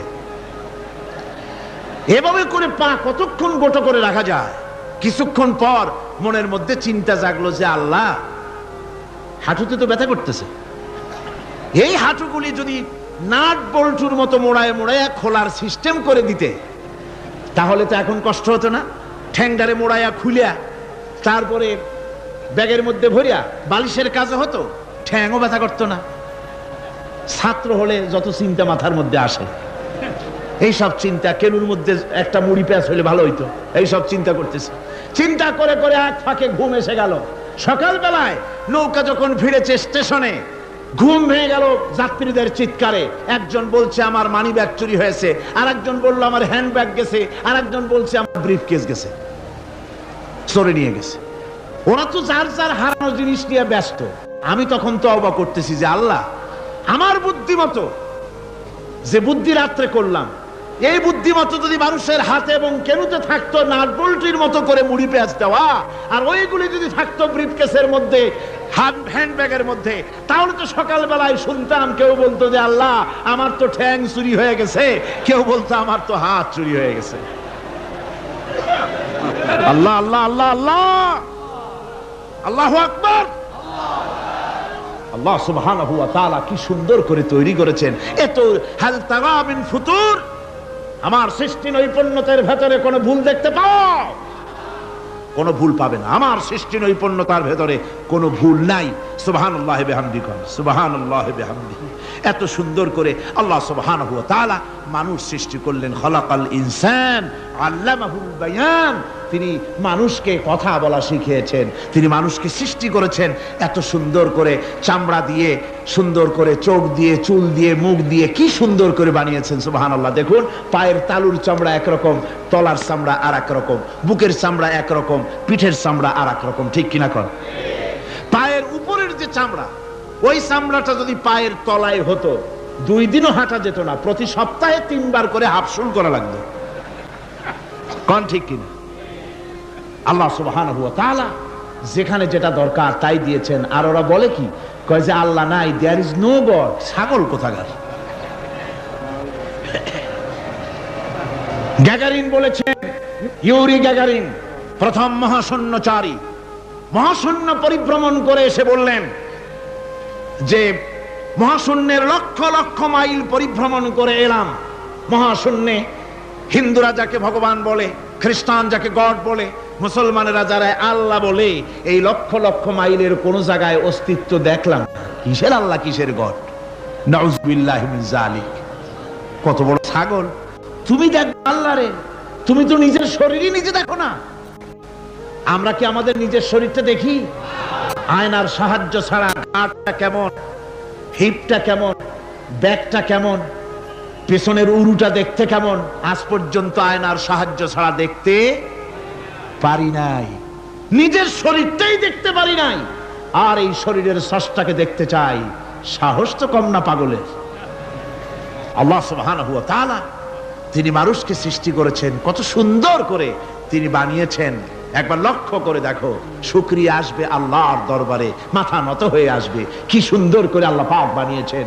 মানুষের শরীরে কিডনি লাগবে 2টি, কিডনি লাগবে 1টা।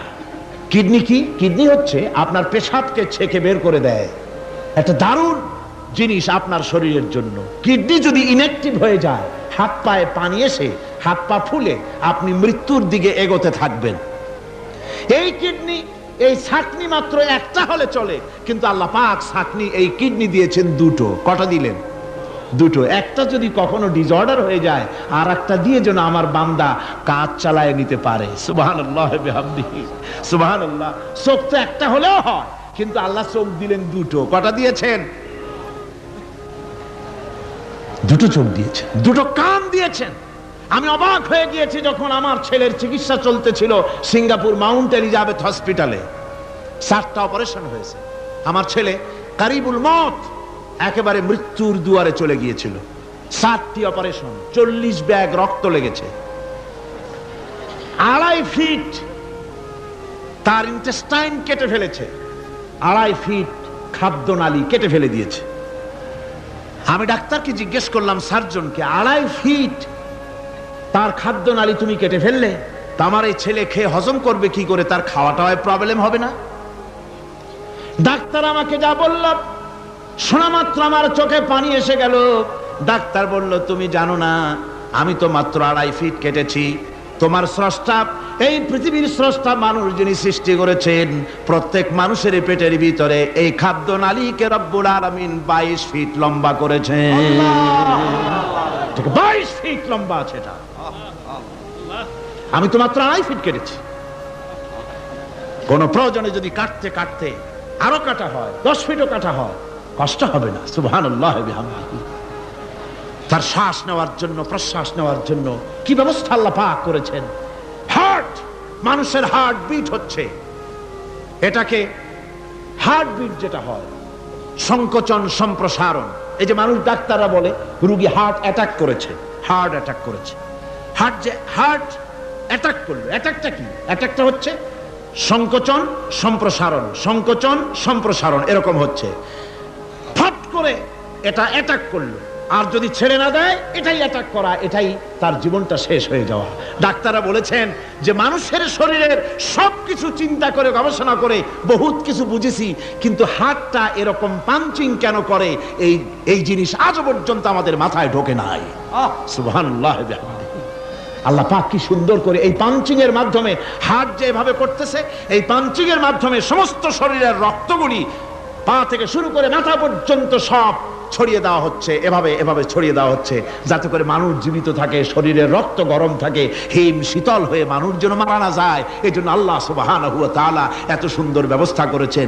এক সময় আঘাত পেয়ে অনেকগুলি রক্ত যদি পড়ে যায়, মানুষ রক্ত শূন্যতায় মরবে না, আবার খানিকটা রক্ত রিজার্ভও থাকে, আল্লাহ পাক রিজার্ভ করে রাখেন। স্পঞ্জের ভিতরে পানি থাকলে উপর থেকে টের পাওয়া যায়, ওরকম খানিকটা রক্ত আল্লাহ শরীরের ভিতরে রিজার্ভ করে রেখেছেন। এই জন্য বড় বড় ডাক্তাররা, বড় বড় ডাক্তার, বড় বড় বিজ্ঞানী কখনোই নাস্তিক হয় না। এই সব দৃশ্য দেখে তারা মনে করে নিশ্চয়ই একজন কেউ আছেন যিনি এগুলি তৈরি করেছেন, এগুলি এমনে এমনে হয় নাই। যিনি তৈরি করেছেন তিনি কে? তিনি হচ্ছেন আল্লাহ সুবহানাহু ওয়া তাআলা। তিনি এগুলি সৃষ্টি করেছেন, তিনি এগুলি তৈরি করেছেন। ওই আল্লাহ পাকের কাছেই আমাদের সকলকেই ফিরে যেতে হবে। আল্লাহ রাব্বুল আলামিন তিনি বলছেন, আমি মানুষ সৃষ্টি করেছি, খালাকাল ইনসানা আল্লামাহুল বায়ান। মানুষ সৃষ্টি করেছি, শুধু মানুষকে সৃষ্টি করি নাই, আমি আবার তার জোড়াও তৈরি করে দিয়েছি। মানুষ একা একা না, পৃথিবীতে সব জোড়ায় জোড়ায় তৈরি করেছি। উদ্ভিদের মধ্যে জোড়া তৈরি করেছি, প্রাণী জগতের মধ্যে জোড়া তৈরি করেছি। এই দুনিয়ার ভিতরে যা কিছু আছে, উদ্ভিদ হোক আর মানুষ হোক, প্রাণী জগৎ হোক, সবগুলিকে আমি আল্লাহ জোড়া বানাইছি, জোড়ায় জোড়ায় নর এবং নারী সবগুলির মধ্যে করে দিয়েছি। ওয়া মিন আয়াতিহি আন খালাকা লাকুম মিন আনফুসিকুম আজওয়াজান লিতাসকুনু ইলাইহা ওয়া জাআলা বাইনাকুম মাওয়াদ্দাতান ওয়া রাহমা। আল্লাহ রাব্বুল আলামিন বলেন, আমার অগণিত নিদর্শনের ভিতরে এটাও একটি নিদর্শন যে আমি তোমাদের থেকে তোমাদের জোড়া তৈরি করেছি, তোমাদের স্ত্রীদেরকে তৈরি করেছি, যাতে করে তোমরা তাদের কাছে শান্তি পাও। আর তোমাদের মধ্যে ভালোবাসা সৃষ্টি করেছি, মহব্বত সৃষ্টি করে দিয়েছি। আর পরিণত বয়সে এই মহব্বতকে আমি আল্লাহ করুণার সহৃদয়তায় পরিণত করে দেই। তোমার থেকে তোমার জোড়া নারী সৃষ্টি করেছি, স্ত্রী, সেই স্ত্রীর কাছে তুমি তোমার স্বস্তি শান্তি ফিরে পাবে। আর যখন বৃদ্ধ হয়ে যাবে তখন এই ভালোবাসাটা আমি করুণা আর মহব্বতের মধ্যে পয়দা করে দেই। এর দ্বারা এই ভালোবাসা এবং মহব্বতের মাধ্যমে সন্তান সন্ততি পৃথিবীতে আসে, নাতি আসে, পৌত্র আসে, পৌত্রী আসে, এভাবে করে আত্মীয় স্বজন পরিবেষ্টিত অবস্থায় দুনিয়ায় মানব বংশ আমি এভাবে করে বৃদ্ধি করি। আর এরপরে মানব সৃষ্টি করে মানুষকে এক পরিবেশ সৃষ্টি করে দিয়ে তাকে কথা বলারও আমি ভাষা শিখিয়েছি। আল্লামাহুল বায়ান, মানুষকে আমি কি শিক্ষা দিয়েছি? কথা বলতে আমি শিক্ষা দিয়েছি। কথা বলার কারণেই মানুষ আর কথা বলতে পারে না বলে মানুষের সাথে পশুর সাথে এই বিরাট পার্থক্য। পশু কথা বলতে পারে না, মানুষ কথা বলতে পারে। কথা বলা হচ্ছে মানুষের একটা বিশেষ বৈশিষ্ট্য। আরে বায়ান শব্দের অর্থ শুধু কথা নয়, বায়ান শব্দের অর্থ হচ্ছে চেতনা, বুদ্ধি, অনুভূতি, প্রজ্ঞা, মেধা, চিন্তা, বিবেচনা, ইচ্ছা শক্তি, প্রতিরোধ শক্তি, এ সবগুলি বায়ানের ভিতরে সীমাবদ্ধ। যে আমি বায়ান শিক্ষা দিয়েছি তার মানে এতগুলি জিনিস আমি তোমার মধ্যে আমি সৃষ্টি করে দিয়েছি মানুষের মধ্যে। এরপরে এ বায়ান একটি শিক্ষা। শিক্ষা বলতে বুঝায়, এই শিক্ষাটা আল্লাহ সবাইকে দিয়েছেন। মাছ সাঁতার কাটতে পারবে, পাখি আকাশে উঠতে পারবে, পাখিকে আল্লাহ ওড়ার ক্ষমতা দিয়েছেন। মুরগির বাচ্চা ডিমের থেকে বের করে পানির মধ্যে ছেড়ে দিবেন, ও সাঁতার কাটতে পারবে না। আপনি আমারে কোন মুরগির ডিমের ভিতরে মুরগির বাচ্চা, হাঁসের ডিমের ভিতরে হাঁসের বাচ্চা, সে কি করে বোঝে ডিমের কোন অংশ পাতলা? সেই অংশটা সে অপারেশন শুরু করে দেয়। সে কিন্তু সব জায়গায় ঠোকায় না। ওই ডিমের পর্দার ভিতরে একটা অংশ আছে পাতলা, সামান্য পাতলা, সেই পাতলা অংশ সে ঠুক করে একটুখানি অপারেশন করে, পর্দাটা ফেটে যায়, সেখান থেকে সে বেরিয়ে আসে। কে শিখালো যে এই জায়গায় ঠুক করে আওয়াজ কর, বেরোতে পারবি? কে শিখালো? আল্লাহ পাক শিক্ষা দিয়েছেন। এটা বায়ানের অন্তর্গত। মানুষকে দিয়েছেন বায়ান, ওকে দিয়েছেন শিক্ষা। হাঁসের বাচ্চা পানির ভিতরে ছেড়ে দিলে ওকে সাঁতার কাটতে হবে, কে শিখালো? আল্লাহ পাক। বাতাসে পাখিরা উড়ে বেড়ায় ডানা মেলে। আওয়ালাম ইয়ারাউ ইলা তায়রি সাফাতিন ওয়া ইয়াকবিদনা মা ইউমসিকুহুন্না ইল্লার রহমান। দেখে নাকি তারা পাখিটি কেমন? মেলি দুটি লঘু ডানা, উড়িয়া বেড়ায় শূন্যের পরে নাহি তার কোনো মানা। আবার সে ডানা গুটাইয়া চলে কিন্তু পড়ে না তবু, বলকে বাতারে শূন্যে রাখিছে ভিন্ন সে এক প্রভু। প্লেনের মতো, এরোপ্লেনের মতো, দেখছেন না পাখিগুলি এরকম এরকম করে ওড়ে। আবার কখনো উঠতে গিয়ে আর ডানা দোলায় না, দুটো ডানা শরীরের সাথে মিশাইয়া একেবারে রকেটের মতো উড়ে চলে যায়, কিন্তু পড়ে যায় না। কে তাকে শূন্যের উপরে রেখেছে? জোরে কন, কে রেখেছে? এই ট্রেনিং আল্লাহ পাক তাকে দিয়েছেন। আল্লাহ পাক তাকে এই শিক্ষা দিয়েছেন।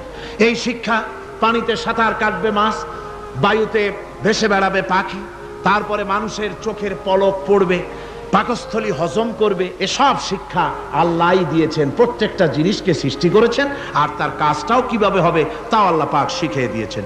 এই জন্য শুধুমাত্র এই শিক্ষাটুকুনি নয়, মূল শিক্ষা হচ্ছে আল্লামাহুল বায়ান।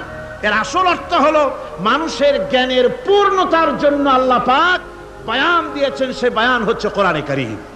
সে বায়ান কি? কোরআন। এই কোরআন হচ্ছে মানুষের জ্ঞানের পূর্ণতা। কোরআন দিয়েই মানুষের জ্ঞান পরিপূর্ণ হয়। ওমা উতীতুম মিনাল ইলমি ইল্লা কালিলা, তোমাদেরকে খুব সামান্যতম জ্ঞান দেওয়া হয়েছে। আসল জ্ঞানের মালিক কে? আল্লাহ সুবহানাহু ওয়া তাআলা। আল্লাহ রাব্বুল আলামিন বলেন, আশ-শামসু ওয়াল কমারু বিহুসবান ওয়ান নাজমু ওয়াশ-শাজারু ইয়াসজুদান। সূর্য এবং চন্দ্র একটা বিরাট একটা হিসাবের অনুসরণে বাধ্য। সূর্য আর চন্দ্র একটা হিসাবের অনুসরণে বাধ্য, এর ব্যতিক্রম হওয়ার কোনো উপায় নাই।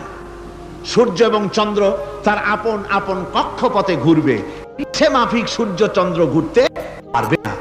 12টার সময় সূর্য এসে বলতে পারবে না, বেটা রাত ছড়, আমি এখন উদিত হব। পারবে?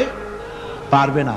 দিনের দুপুরের সময় রাত এসে মাথা চাড়া দিয়ে জাগাতে পারবে না, দিন সরে যা, আমি এখন সবটাকে রাত বানায় দেব। পারবে না। চন্দ্র এবং সূর্য একটা নির্ধারিত একটা হিসাবের অনুসরণে তারা রয়েছে। আর এই হিসাবের নিয়ম, কঠোর হিসাবের নিয়মতান্ত্রিকতার ভেতরে থাকার কারণেই মানুষের জন্য চন্দ্র, মাস, বছর ইত্যাদি গণনা মানুষের জন্য আল্লাহ সহজ করে দিয়েছেন। আল্লাহ পাকের নবীর কাছে জিজ্ঞাসা করা হচ্ছে, ওয়ায়াসআলুনাকা আনিল আহিল্লাম, ও নবী আপনাকে প্রশ্ন করা হয় চাঁদ সম্পর্কে। কাফেররা প্রশ্ন করেছে চাঁদের ক্রমবর্ধমান ক্রমহ্রাস কেন, চাঁদ বাড়ে কেন, কমে কেন, আপনারে জিজ্ঞাসা করা হয়, আপনি জবাবে বলুন কুল হিয়া মাওয়াকিতু লিন্নাস, বলুন এ চাঁদ হচ্ছে মাস, দিন, বছর গণনা করার জন্য, গোটা পৃথিবীবাসীর জন্য আমি একটা স্থায়ী ক্যালেন্ডার আকাশে ঝুলায় রাখছি। জোরে কোন সুবহানাল্লাহ। বিনা পয়সার ক্যালেন্ডার কে ঝুলায় রাখছেন? আল্লাহ সুবহানাহু ওয়া তাআলা তিনি ঝুলিয়ে রেখেছেন এই ক্যালেন্ডারকে। আর এই চন্দ্র সূর্য নিজের ইচ্ছা মাফিক চলতে পারে না। আল্লাহ পাক কোরআনে কারিমে বলেছেন, আফা গায়রা দীনিল্লাহি ইয়াবগুন ওয়া লাহু আসলামা মান ফিস সামাওয়াতি ওয়াল আরদি তাওআন ওয়া কারহা, তোমরা কি আমার দেওয়া জীবন ব্যবস্থা ছেড়ে দিয়ে মানুষের তৈরি করা, অন্যের তৈরি করা মতবাদ গ্রহণ করতে চাও? ওয়ালাহু আসলামা মান ফিস সামাওয়াতি ওয়াল আরদ, অথচ আকাশে যা কিছু আছে, জমিনে যা কিছু আছে, সব আমার কি করছে? আমার হুকুম মেনে, আমার আনুগত্য করে তারা চলছে। আনুগত্যের সামনে মস্তক অবনত করে দিয়েছে। তাই তো আমরা দেখতে পাই তাল গাছে কোনোদিন বেল হয় না। হয়? চট্টগ্রামে হয় বোধহয়। তাল গাছে বেল হয়, নারকেল গাছে আম হয়, নিম গাছে লিচু হয়? হয় না। আল্লাহর সুন্নতের ভিতরে কোনো পরিবর্তন পাওয়া যাবে না। দেখুন বঙ্গোপসাগরের পানি মিষ্টি না নোনা? সবাই বলুন মিষ্টি না নোনা? বঙ্গোপসাগরের নোনা পানি জোয়ারের টানে এই বঙ্গোপসাগরের নোনা পানিগুলি পদ্মা, মেঘনা, যমুনার ভিতরে প্রবেশ করে মিষ্টি পানির ভিতরে। আবার ভাটির টানে পদ্মা, মেঘনা, যমুনার পানিগুলি, মিষ্টি পানিগুলি নোনা পানির মধ্যে গিয়া ঢোকে। মাঝখানে কোনো পার্টিশন নাই। নোনা পানি মিষ্টি পানির এলাকাকে নোনা বানাতে পারে না, আবার মিষ্টি পানিগুলি গিয়া নোনা পানিগুলিরে মিষ্টি বানাইতে পারে না। কার হুকুম পালন করে? কার হুকুম? والنجم والشجر يسجدان والسماء رفعها ووضع الميزان, তারকা, বৃক্ষরাজি সব সেজদায় রত। তারাই সেজদা দেয় কারে? কারে সেজদা দেয়? চাঁদ সেজদা করে কাকে? সূর্য করে কাকে? গাছপালা করে কারে? আল্লাহ পাককে সেজদা করে সবাই। সমস্ত সৃষ্টি জগতের কাজ হলো তিনটা। সৃষ্টি জগতের কাজ কয়টা? তিনটি কাজ।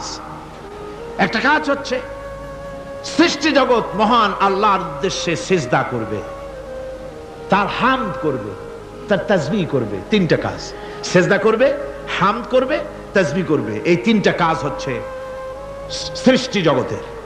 গোটা পৃথিবীর সবকিছু আল্লাহ পাককে সিজদা করছে।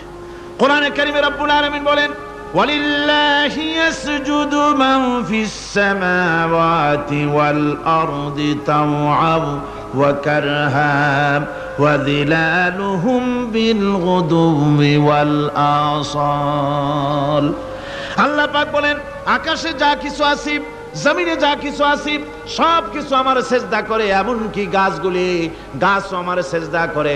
গাছগুলি সকাল বেলায় গাছের ছায়া সকাল বেলায় আর বিকাল বেলায় নিজের ছায়া লম্বা করে দিয়ে আমার সামনে সেজদায় পতিত হয়ে যায়। গাছগুলি আমাকে সেজদা করে, তারকা সমূহ, চন্দ্র, সূর্য সব আমাকে সেজদা করে।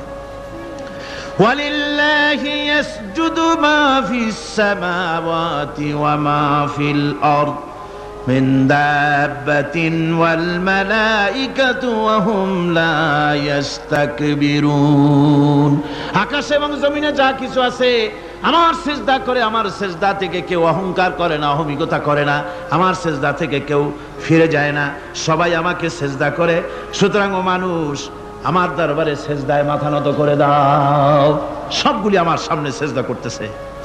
আলাম তারা আন্নাল্লাহা ইয়াসজুদু লাহু মান ফিস সামাওয়াতি ওয়া মান ফিল আরদ والشمس والقمر والنجوم والجبال والشجر والدواب وكثير من الناس।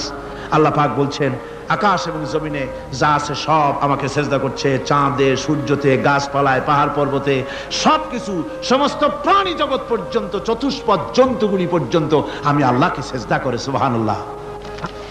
আমার বন্ধুগণ, এরপরে সর্বশেষ আমি শেষ করে এনেছি আর মাত্র দুটি আয়াত আপনাদের সামনে বলে আমরা যাব আকর্ষণীয় মুনাজাতের দিকে ইনশাআল্লাহ। সবাই বলেন ইনশাআল্লাহ। আল্লাহ রাব্বুল আলামিন এবার বলেন ওয়াল আরদা ওয়াদাহা লিল আনাম ফিহা ফাকিহাতু ওয়ান নাখলু যাতুল আকমাম। আল্লাহ পাক বলছেন পৃথিবীকে তিনি সমস্ত সৃষ্টির জন্য এই পৃথিবী বানিয়েছেন।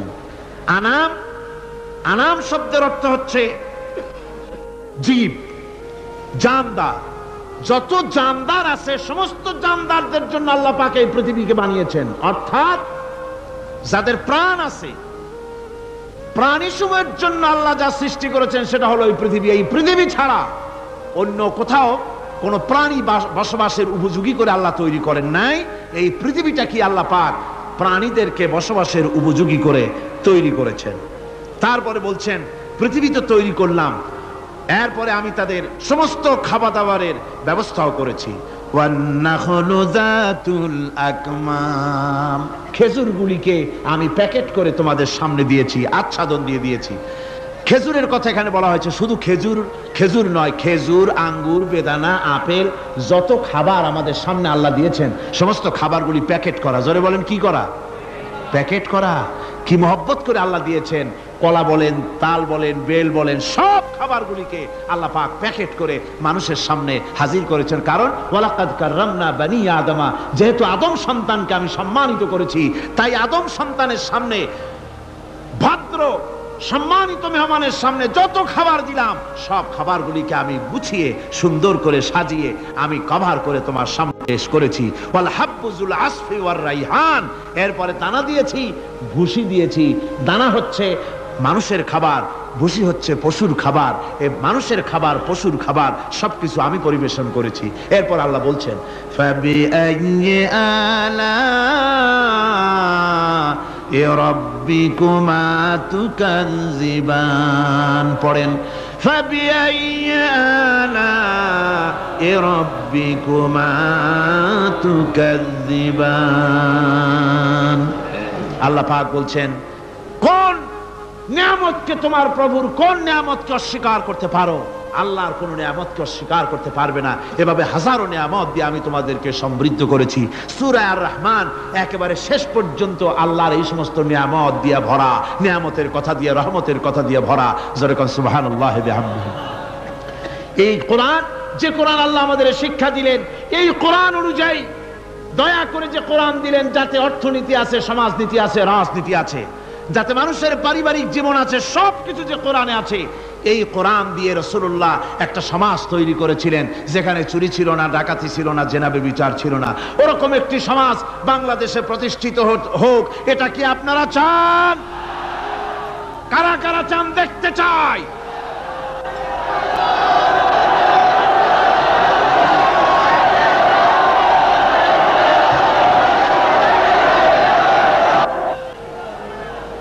আলহামদুলিল্লাহ। সবাই কোন আলহামদুলিল্লাহ।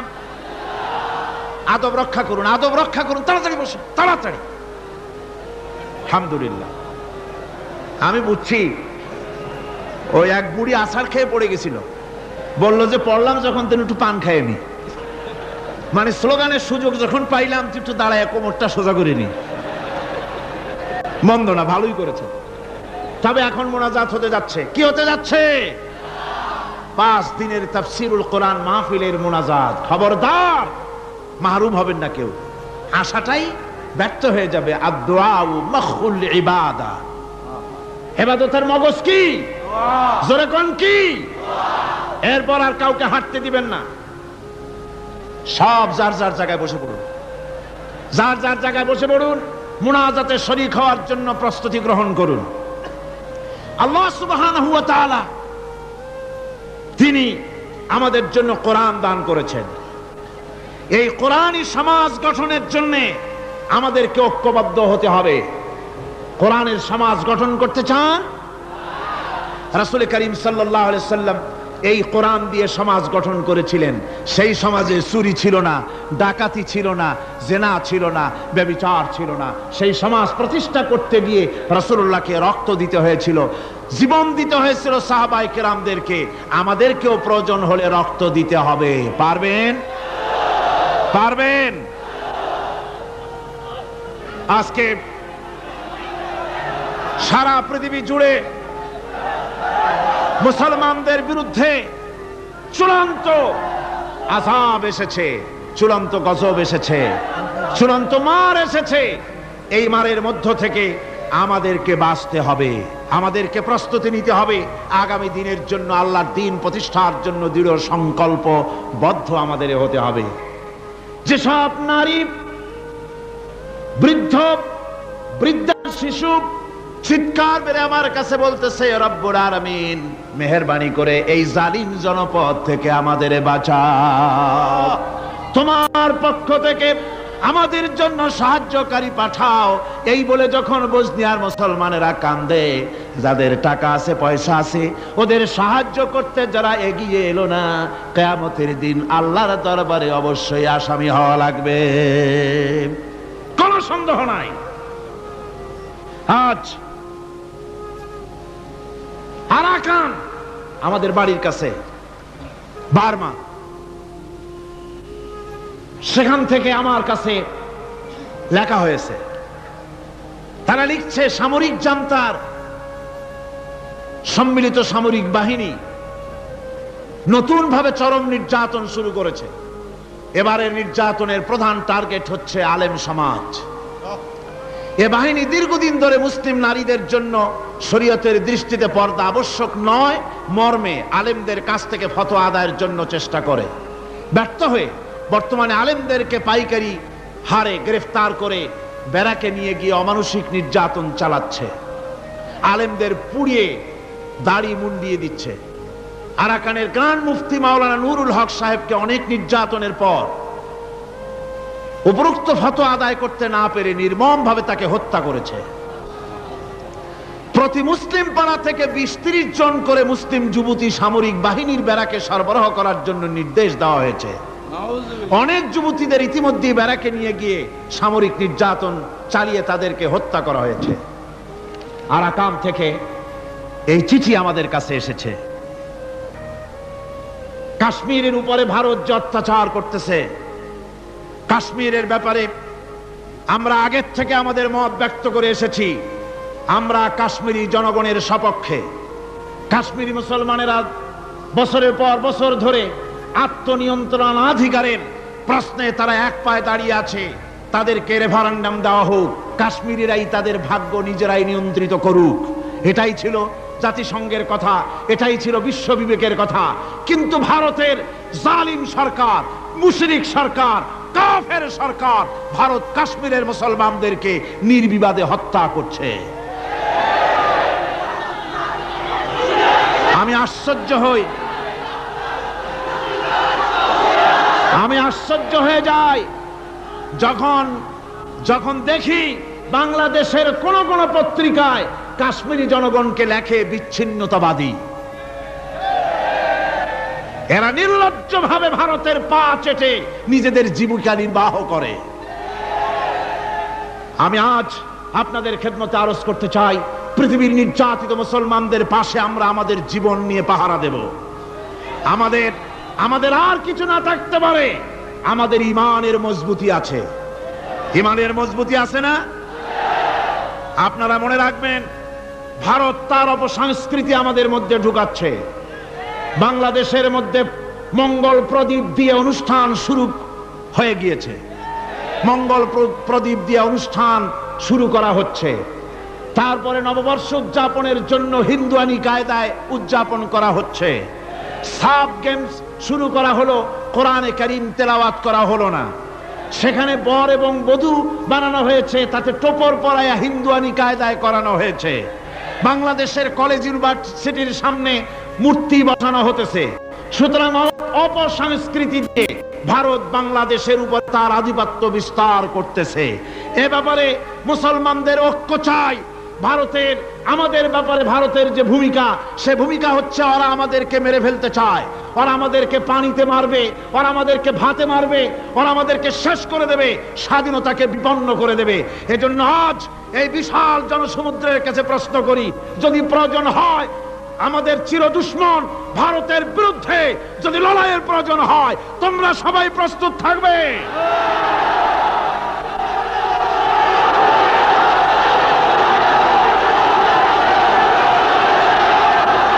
আরেকটি কাজ হচ্ছে ঐক্যবদ্ধ হওয়া। কি হওয়া? ঐক্যবদ্ধ হতে হবে আমাদেরকে। ওলামা, মাশায়েখ, পীর বুজুর্গ যারা আছে সকলকে ঐক্যবদ্ধ হতে হবে। কাদা ছড়াছড়ি বন্ধ করে দিতে হবে। কাদা ছড়াছড়ি করে কোনো লাভ নাই। কাদা ছড়াছড়ি বন্ধ করতে হবে। ঐক্যবদ্ধ হয়ে আলেম, ওলামা, বুজুর্গ সব যদি আমরা এক হয়ে যাই, আমরা দিন প্রতিষ্ঠা করতে পারবো। বাংলাদেশে ওই যে আপনি দেখেন কিছু লোক চিল্লায়, মনে করেন ওদের পত্রিকা আছে অনেক, দেওয়ালের লেখা আর পত্রিকার লেখা দেখে মনে করবেন না যে ওরা অনেক। পুকুরের মধ্যে বিরাট পুকুর, খুব লাফায় পানি, মনে করেছে যে অনেক মাছ বুঝি, পরে জাল ফেলে দেখে যে শুধুমাত্র 3টে পুঁটি মাছ। সারা শহরে ওদের পত্রিকা বেশি, দেওয়ালে তারা লেখে বেশি, তাই বলে মনে করবেন না যে ভারতপন্থী আর রুশপন্থীতে দেশ ভরে গেছে। না, তাওহীদি জনতার উত্তাল ঢেউ চলছে সারা বাংলাদেশে। আলহামদুলিল্লাহ, আল্লাহ রাব্বুল আলামিন আমাদের এসব কথা মেনে চলার তৌফিক দিন। জোরে বলেন আমিন। আর এসব কাজ করার জন্য আমি যুবকদেরকে ডাকবো। ইসলাম প্রতিষ্ঠার জন্য যুবকরা হলো সবচাইতে বেশি জরুরি। যুবক সবচাইতে বেশি জরুরি কি? জোরে কোন কি? তাকায় দেখেন তো, মাহফিলে মাথা উঁচু করে না, আপনি যেখানে বসে আছেন আপনার ডান দিকে তাকান, বাম দিকে তাকান, কাদেরে দেখেন? কোন? সারা মাহফিলে কাদেরে দেখেন? ও যুবকেরা, কিয়ামতে তোমরাই যাবা বেশি বেহেশতে, তোমরাই যাবে। সুবহানাল্লাহ।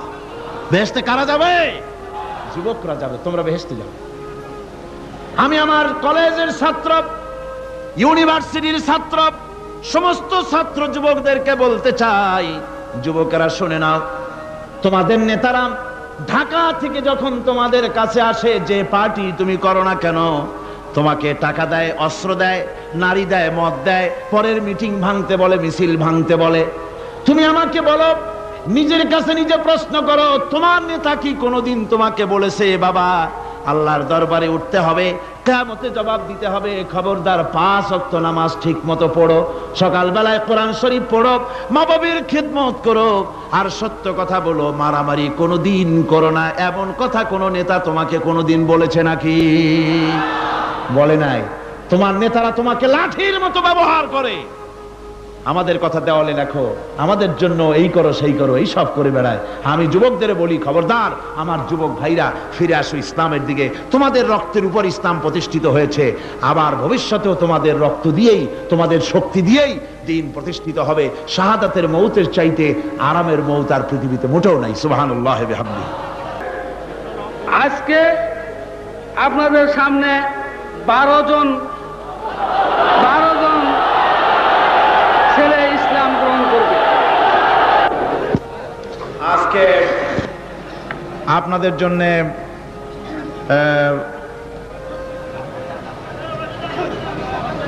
এক তো সুখবর যে কোরআনে কারীমের তাফসীর আমরা শুনতে পেরেছি। 2 নম্বরে আমরা মুনাজাতের দিকে এগিয়ে যাচ্ছি। 3 নম্বরে আলহামদুলিল্লাহ আজকে মোট 14 জন ইসলাম কবুল করতে যাচ্ছেন। এর আগে তৃতীয় দিন ইসলাম কবুল করেছিলেন 10 জন, 5 জন, এবং চতুর্থ দিন ইসলাম কবুল করেছেন একজন খ্রিস্টান মহিলা সহ 5 জন। এ গেল 10, আর আজকের 14। সর্বমোট এবারের তাফসীরুল কোরআন মাহফিলে 24 জন অমুসলিম ভাই কোরআনে কারীমের সুশীতল ছায়ায়, ইসলামের সুশীতল ছায়ায় আশ্রয় গ্রহণ করলেন। 24 জন অমুসলিম ভাই ইসলাম কবুল করলেন। আলহামদুলিল্লাহ, আলহামদুলিল্লাহ। এখন ওনাদেরকে ইসলাম কবুল করানো হচ্ছে। লা ইলাহা, এটা উঁচু করেন, এটা উঁচু করেন। লা ইলাহা ইল্লাল্লাহু মুহাম্মাদুর রাসূলুল্লাহ। আল্লাহ ছাড়া কোনো ইলাহ নাই, মাবুদ নাই, উপাস্য নাই। মুহাম্মদ সাল্লাল্লাহু আলাইহি ওয়াসাল্লাম আল্লাহর প্রেরিত রাসূল। আশহাদু আন লা ইলাহা ইল্লাল্লাহু ওয়াহদাহু লা শারীকা লাহু ওয়া আশহাদু আন্না মুহাম্মাদান আবদুহু ওয়া রাসূলুহু। আমি সাক্ষ্য দিচ্ছি আল্লাহ ছাড়া কোনো ইলাহ নাই, মাবুদ নাই, উপাস্য নাই। তিনি এক, তিনি একক, নিরঙ্কুশ, তার কোনো অংশীদার নাই। আমি আরো সাক্ষ্য দিচ্ছি মুহাম্মদ সাল্লাল্লাহু আলাইহি ওয়াসাল্লাম আল্লাহর প্রেরিত বান্দা এবং রাসূল। সকলকে বলুন আসসালামু আলাইকুম। বলেন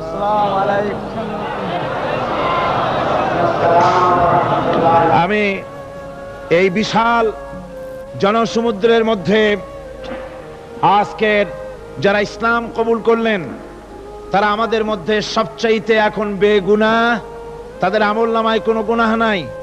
কালেমা শরীফ পড়ার সাথে সাথে, কালেমায়ে তাওহীদ এবং শাহাদাত পড়ার সঙ্গে সঙ্গে তাদের পেছনের সমস্ত গুনাহ খাতাকে আল্লাহ রাব্বুল আলামিন মাফ করে দিয়েছেন। আমি এই বিশাল জনতার পক্ষ থেকে আমাদের এই নতুন মুসলমান যে কয়জন আমার সামনে আছেন আর মহিলারা যারা পেছনে আছেন তাদের জন্য আমাদের আন্তরিক মোবারকবাদ। সামনে যারা পুরুষ আছেন তাদেরকে আমি সকলের পক্ষ থেকে আলিঙ্গন করছি।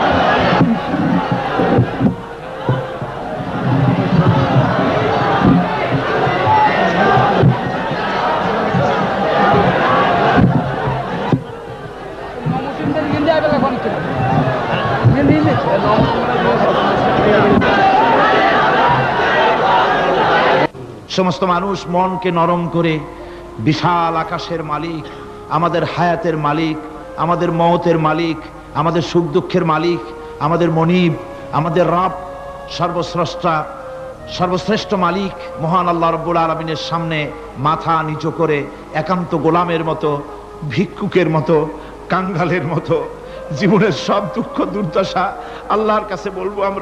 আমরা আমাদের গুনার কথা বলবো, আল্লাহর কাছে মাপ চাইবো। আল্লাহুম্মা আমিন।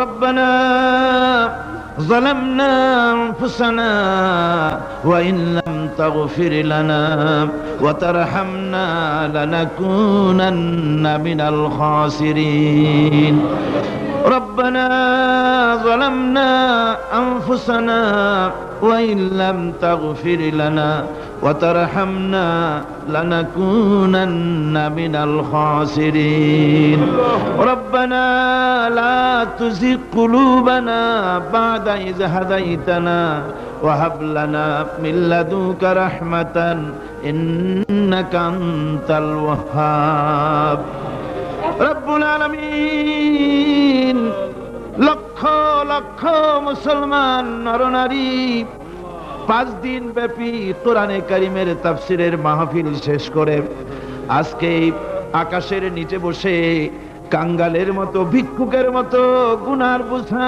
মাথায় নিয়া তোমার দরবারে ছোট ছোট 2খানা হাত তুলে ধরেছি। রব্বুল আলামিন আমাদের গুনার দিকে নজর করো না, আমাদের গুনার দিকে তাকায়ো না। আমরা এত গুনাহ করেছি, সেদিকে তাকালে হয়তো রহমত করতে ইচ্ছে করবে না।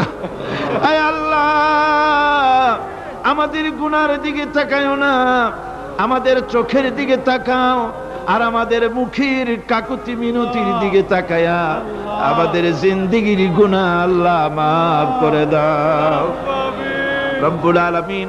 এই 5 দিন তাফসীর করতে, আয় আল্লাহ আমি মানুষ, ইলম কালাম নাই, আমি যদি কোনো ভুল করে থাকি আল্লাহ তুমি দয়া করে আমাকে মাফ করে দাও।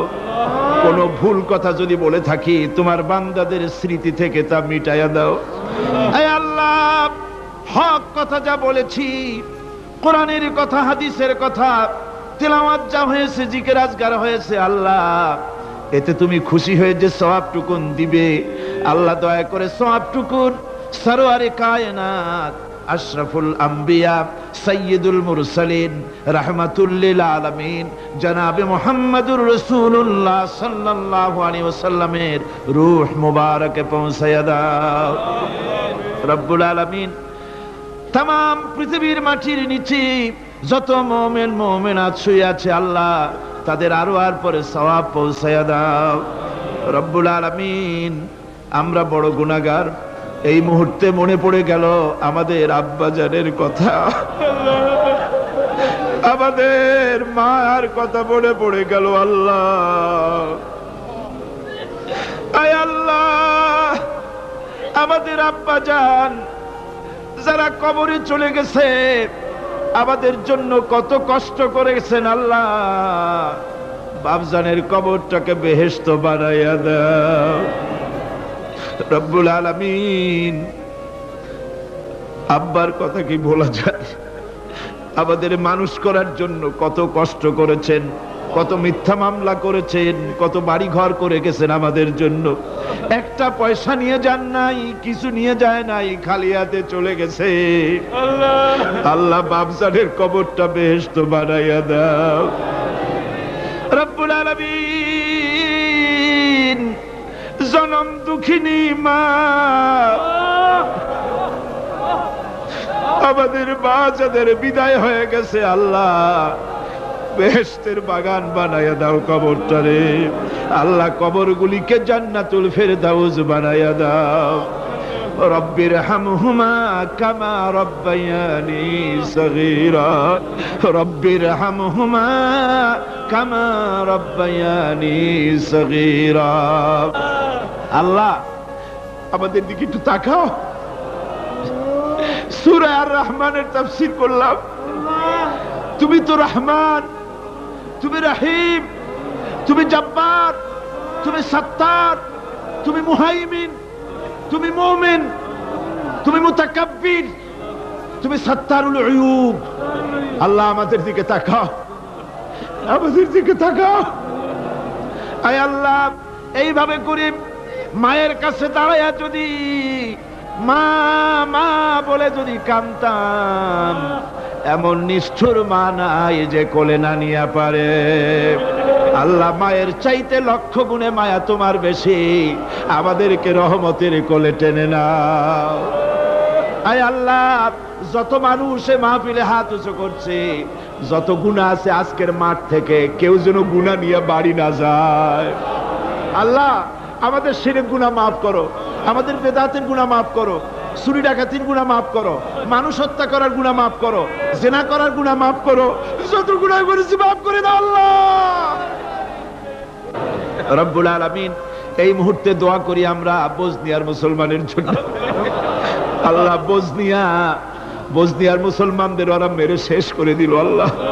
আল্লাহ তুমি দয়া করে তোমার রহমত, তোমার রহমান নামের ওসিলায় বসনিয়া বাঁচায়া দাও। সার্ব এবং ক্রোশীয়দেরকে তুমি খতম করে দাও। আলজেরিয়ার মুসলমান, ফিলিপিনের মুসলমান, প্যালেস্টাইনের মুসলমানদেরকে আল্লাহ হেফাজত করো।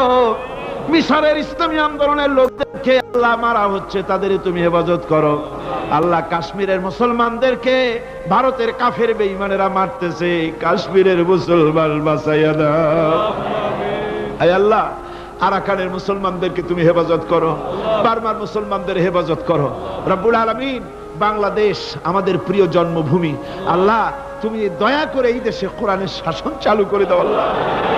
বাংলাদেশে কোরআনের আইন চালু করে দাও আল্লাহ, কোরআন সুন্নাহর আইন তুমি চালু করে দাও আল্লাহ রব্বুল আলামিন। আমাদের দোয়া তুমি কবুল করো আল্লাহ। দোয়া আল্লাহ আমাদের কান্নার আওয়াজ তুমি শোনো আল্লাহ, কিচ্ছু নাই কান্দা ছাড়া আমাদের কাছে। আল্লাহ এই মাহফিলে যত যুবক এসেছে, আমাদের দেশের যুবকদের চরিত্র শেষ হয়ে যাচ্ছে আল্লাহ, সব যুবকদের জন্য দোয়া করি আল্লাহ, যুবক ছেলেদেরকে ইসলামী আন্দোলনের জন্য খালিদ বিন ওয়ালিদ বানায় দাও। এই মাহফিলে যত যুবক এসেছে আল্লাহ, সব যুবকদেরকে ইসলামী আন্দোলনের কর্মী বানায় দাও। আয় আল্লাহ বাংলাদেশের সেনাবাহিনী, বাংলাদেশের বিডিআর তোমার দরবারে মঞ্জুর করো, তাদের সিনায় হিম্মত দাও। বাংলাদেশের পুলিশ বাহিনী ইমাম দিয়া কলজেটারে ভরিয়ে দাও। বাংলাদেশের সেনাবাহিনী, air force, land force, BDR, police, এদের কলিজায় এত বড় ইমাম দাও যে ইমানের জোরে বাংলাদেশের প্রতি ইঞ্চি জমিন রক্ত দিয়ে হেফাজত করতে পারে। ঘুষ থেকে তাদের বাঁচার তৌফিক দাও। আল্লাহ তোমার কোরআন শরীফের মাহফিল 5টা দিন পর্যন্ত স্বেচ্ছাসেবকরা যা কষ্ট করেছে আল্লাহ, তুমি দেখেছো, ওরা ট্রাফিক পুলিশের দায়িত্ব পালন করেছে, ওরা খায় নাই, রাত দিন কষ্ট করেছে, রৌদ্রে পুড়ে পুড়ে সুন্দর চেহারা অনেকের কালো হয়ে গেছে। আল্লাহ স্বেচ্ছাসেবক গুলোকে জান্নাতুল ফেরদাউসে কিয়ামতে জায়গা দিও, জাহান্নামের আগুন হারাম করে দিও। আল্লাহ ইয়া আল্লাহ ইয়া আল্লাহ। আমার ভাইরা হুজুর সাল্লাল্লাহু আলাইহি ওয়াসাল্লাম আরাফাতের ময়দানে দুহাত উঁচু করে দিয়ে আল্লাহর কাছে চাইছিলেন, যাতে তার বগল দেখা গিয়েছিল, হাদিস শরীফে এসেছে, আল্লাহর কাছে দুটো হাত উঁচু করে দিয়ে চান, ইয়া আল্লাহ। আল্লাহ কান্দেন কান্দেন, আজকে কানবেন না, কবে কানবেন? আজই তো কান্নার দিন। কাঁদেন আল্লাহর কাছে, আল্লাহ ভিক্ষা চাই তোমার কাছে। আল্লাহ আল্লাহ অনেকের রোগ ব্যাধি আছে, মাফ করে দাও আল্লাহ।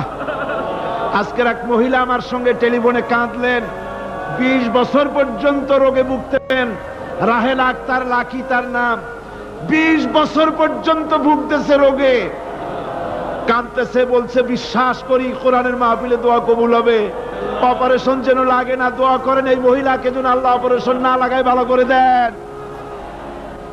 হাজী আনোয়ার হোসেন সাহেব, আনোয়ার চৌধুরী সাহেব বহু বছর মাহফিলে থাকতেন, আজ আসতে পারছেন না, অসুস্থ, দোয়া করে আল্লাহ তাকে সুস্থ করে দিন। যত লোক টাকা দেয় আল্লাহ মাহফিলে সকলকে কবুল করো। আল্লাহ এই মাহফিলের জন্য জায়গা দিয়েছেন চট্টগ্রাম কলেজের প্রিন্সিপাল, আস্তির দুনিয়ায় নাই, আল্লাহ ভিতরে বেহেশতে জায়গা দাও। ইসলামী বিশ্ববিদ্যালয়ের জন্য যিনি জায়গা দিলেন তাকে তুমি বেহেশতে জায়গা দিও আল্লাহ রব্বুল আলামিন। মাওলানা আবু তাহের সাহেব, আফসার উদ্দিন সাহেব, বদিউল আলম সাহেব এবং আমার অত্যন্ত স্নেহাস্পদ অধ্যাপক মুফিজুর রহমান সাহেব, আল্লাহ সবগুলিকে তুমি কবুল করো আল্লাহ। আয় আল্লাহ তুমি সবাইকে কবুল করো। সকলের নাম তো আমার মনে নাই, আল্লাহ তুমি তো সবাইকে চেনো। ইসলামী আন্দোলনের সমাজ কল্যাণ পরিষদে যারা খেদমত করবে আল্লাহ তুমি সবাইকে কবুল করে নাও আল্লাহ। আমি 1 মিনিট ছেড়ে দিলাম, যার যার মনের কথা মাথা নিচু করে চক্ষু বন্ধ করিয়া একেবারে গোলামের মতো, ভিক্ষুকের মতো হয়ে আল্লাহর কাছে বলেন, যার যার মনের যা চাওয়ার আছে আল্লাহর কাছে চান, কেঁদে কেঁদে চান। আয় আল্লাহ শাহিদ সাহেবের হায়াত বাড়িয়ে দাও, আয় আল্লাহ শাহিদ সাহেবের হায়াত দারাজ করে দাও, আয় আল্লাহ তাকে সুস্থ করে দাও, আয় আল্লাহ তার কণ্ঠস্বরকে আল্লাহ তুমি হেফাজত করে দাও, আয় আল্লাহ তাকে সমস্ত রোগ ব্যাধি থেকে শিফা দান করো, আয় আল্লাহ তার হায়াত দারাজ করে দাও, আয় আল্লাহ তার শরীরকে সুস্থ রাখো আল্লাহ রব্বুল আলামিন। রব্বুল আলামিন আয় আল্লাহ তাআলা তোমার বান্দারা মনে মনে কি চাইলো আমি জানি না, তুমি আলিমুম বিযাতিস সুদূর, তোমার বান্দারা মনে মনে চাইছে সব তুমি জানো আল্লাহ। আল্লাহ যে যা চাইলো জায়েজ তরিকায় সবাইরে দিয়া দাও আল্লাহ। আমার মা বোনেরা, মেয়ে লোক মানুষ, পেটে বাচ্চা, কোলে বাচ্চা, কষ্ট করে মা বোনেরা বহুত দূর দারাজ থেকে এসেছে আল্লাহ। আমার মায়েরা বোনেরা যারা আসছে আল্লাহ কিয়ামতে তাদেরকে খাদিজা এবং আয়েশার কাতারে দাঁড় করায় দিও। আল্লাহ আমার মা বোনদেরকে পর্দায় থাকার তৌফিক দিও। আল্লাহ মা বোনদেরকে তুমি হেফাজত করো। যত রিকশাওয়ালা এসেছে আল্লাহ, এত কষ্ট তারা করে, ওদের ভাগ্য তুমি উন্নতি করে দিও আল্লাহ। রিকশাওয়ালা, ঠেলাওয়ালা, কুলি, মজুর, আল্লাহ সকলের উপরে তোমার রহমত নাজিল করো। কলেজ বিশ্ববিদ্যালয়ের শিক্ষক, ছাত্র, ডিসি, এসপি, জজ, ব্যারিস্টার, ম্যাজিস্ট্রেট, আইনজীবী, বুদ্ধিজীবী, সাহিত্যিক, সাংবাদিক, প্রকৌশলী, চিকিৎসক, কৃষিবিদ, আল্লাহ সকলের উপরে তোমার রহমত নাজিল করো আল্লাহ রব্বুল আলামিন। আমরা এই বিশ্বাস নিয়ে হাত নামাচ্ছি যে আমরা এতক্ষণ যা বলেছি তুমি শুনেছো, আমরা যা বলেছি তুমি কবুল করেছো। আয় আল্লাহ আমাদের মুনাজাত তোমার দরবারে কবুল করে দিও আল্লাহ। সুবহান রাব্বিকা রাব্বিল ইজ্জাতি আম্মা ইয়াসিফুন ওয়া সালামুন আলাল মুরসালিন আলহামদুলিল্লাহি রাব্বিল আলামিন ওয়া জাআল আখিরা কালিমাতিনা ইনদাল মাউত লা ইলাহা ইল্লাল্লাহু মুহাম্মাদুর রাসূল।